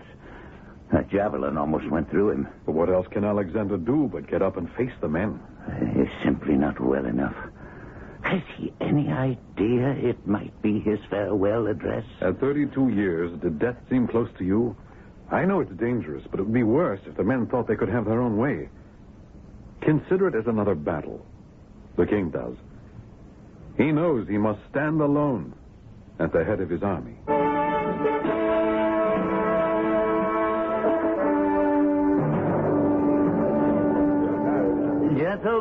Gentlemen, I know the food and wine are satisfactory. There's so little of it left. But may I have your attention? My name is Lysander. I have known your king, our king, since he rode his first horse. Hail, Bucephalus! I have the honor to present to you your king, your host, the undoubted leader of the century, our leader, the son of Phillip of Macedon. Hail, Phillip! There was a giant! King Alexander. Not a peep out of them, Lysander. Not a hand clap, not a cheer. This is not a very good beginning. Thank you. I can manage without any assistance. I can lean on my sword. Hail, Alexander! Never mind the formalities. Friends, Persians, Macedonians, countrymen, that we have made brothers of our former enemy is true. The Persians who fought us bitterly are now our friends. And though we rule their land, we are still their guests. I wish he wouldn't emphasize that. His men suspect he's more Persian than the Persians. Their leader fought hard and died bravely. We fought and died, too. I heard that. But those of you who survived have had bounties. You've all profited. I wish to announce to those veterans who fought beside me throughout the Asian campaign, and there are 10,000 of you, that you are all free to leave Babylon and return to Macedon. He's trying to get rid of us. Don't you see? It's part of the plot. Get rid of the Macedonians. Make Babylon the center of the world. Hold it down. I am General Coyness for those of you at the back. Calm yourselves. This is not the way a soldier behaves. General, was that Craterus, the soldier who spoke just then? Yes, Your Majesty. Bring that man forward. Craterus, front and center on the double. Yes, I am coming. Tell me, Craterus, what is this about a plot? You can speak freely. I'd like to know. Your soldiers. Well, what I mean is... Go on. We see you dressed like a Persian. And you have a private bodyguard made up of Persians. And you say you want 10,000 of us out of the way. I know I take my life in my hands speaking to my king like this. But they all feel as I do. Here we have marched and fought for 11 years, some of us. But not to be betrayed by our own. Anything else, Craterus? I say if any of us are going to be sent home, we will all leave. Guards? I know it is the end for me, but I speak as an honorable soldier. So if these are the last words I ever speak on earth, I speak the truth. The truth? What is the truth to you, Craterus? You have all had far more than you deserved. More gold, more silver. Tell me of any wealth I have not shared with you. Hardships I've not endured. Anyone who has wounds, come forward. I'll show you mine. I'll match you cut for cut. No part of my body is without a scar. But only in front, never in back. Your Majesty, I did not... Oh, yes, you did, Craterus. Every word. Interesting, isn't it? You have a name that the great poet Pindar would enjoy rhyming. Craterus, which rhymes with traitorous. Guards, seize this traitor. Take him to be executed! You wish to leave Babylon? Go, every one of you. Tell them at home you deserted your king who led you from victory to victory across the world. Tell them you left your king in the care of the strangers he conquered.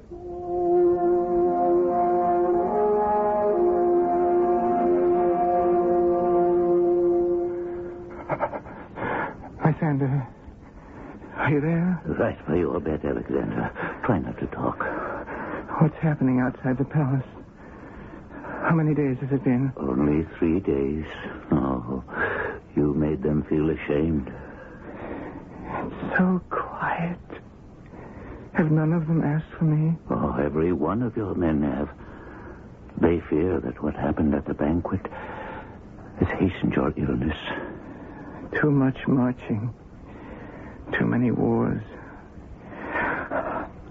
Where's General Coyness? We take turns. We think it best if there's just one of us with you at a time. I have so much to do. How can I remain here like a sick dog? How much longer? Until the physician says you are healed. Who? Polydamas? What does he know? Alexander. It is I, Coyness. I had Polydamas speak to the men, and he promised them your quick recovery. You see, the traitors are silent. The men love you. I wish to see them all. Your soldiers? Now? Oh, I don't think you should move. We will all drink from the same cup. One man at a time. Lysander, my cup. Alexander, do you know how many men you would be receiving? Have the servants bring in wine. And then I want each of my men to enter my chamber, one by one, and we shall each drink from the same cup. Oh, Your Majesty, there are thousands. I wish there were millions. Do it now. I wait.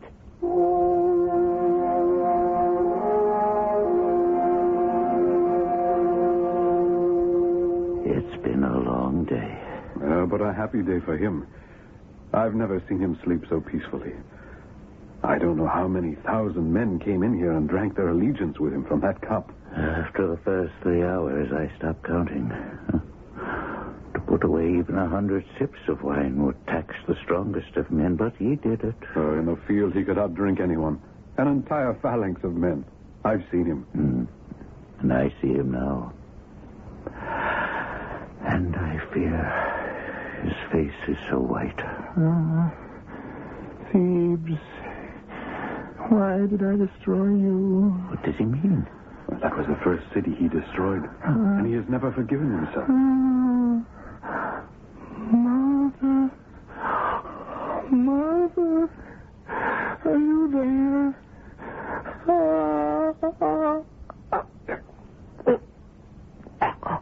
Who is it? Father? Alexander, it is I. Coyness, your general. Parmenio. You betrayed me, too. My own General Parmenio. No, Alexander. General Coyness, the faithful. So many of you standing around my bed. No, my king. Only Lysander and myself. There's no one else here. Good Lysander, come closer. Will you read to me from Homer as you used to? You and I, Lysander, like times of old. I die, Lysander. Oh, you leave so much unfinished. Who can continue your work? Who are you, sir? I am your general. Don't you know me? I know them all by their first names. Father, you taught me that. Lysander. Yes, my boy. Remember these words? I would rather be tied to the soil as another man's serf than be king of all these, the dead and destroyed. Very good. You remember your Homer very well. Did you know, General, my father was slain in his bedchamber, and I die in mine. Neither of us were killed in battle. Who will come after you, Alexander? There is no one worthy to stand in your shadow.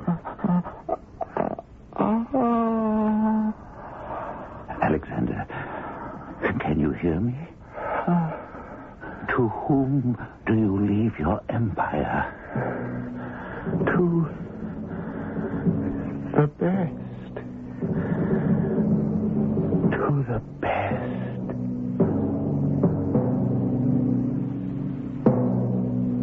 To the best. I leave my empire. To the best. Those were the last recorded words of young Alexander the Great. Did he mean anyone who could take his empire away would be better than he, and therefore the best? But no one man ever did. There was none who could match him. That is the end of what we know of Alexander. Now, the legend begins. I shall return shortly.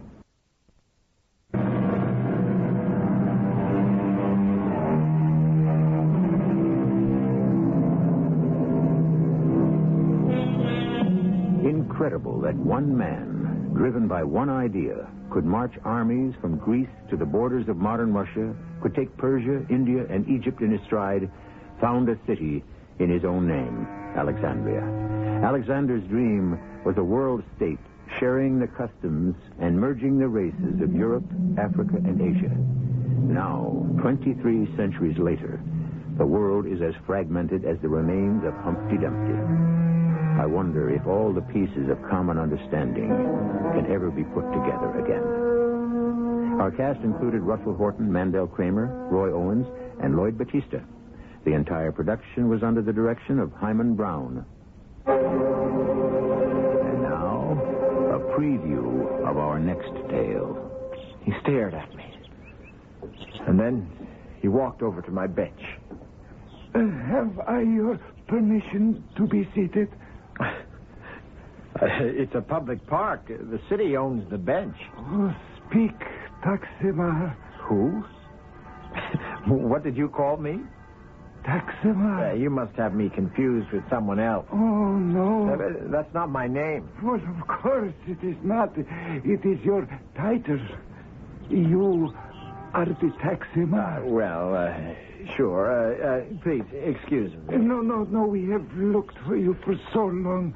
You cannot leave us now. I'm afraid I have to. No, you will stay. You will remain here. What for? What for? Because you are the Taximar. This is E.G. Marshall inviting you to return to our Mystery Theater for another adventure in the macabre. Until next time, pleasant dreams.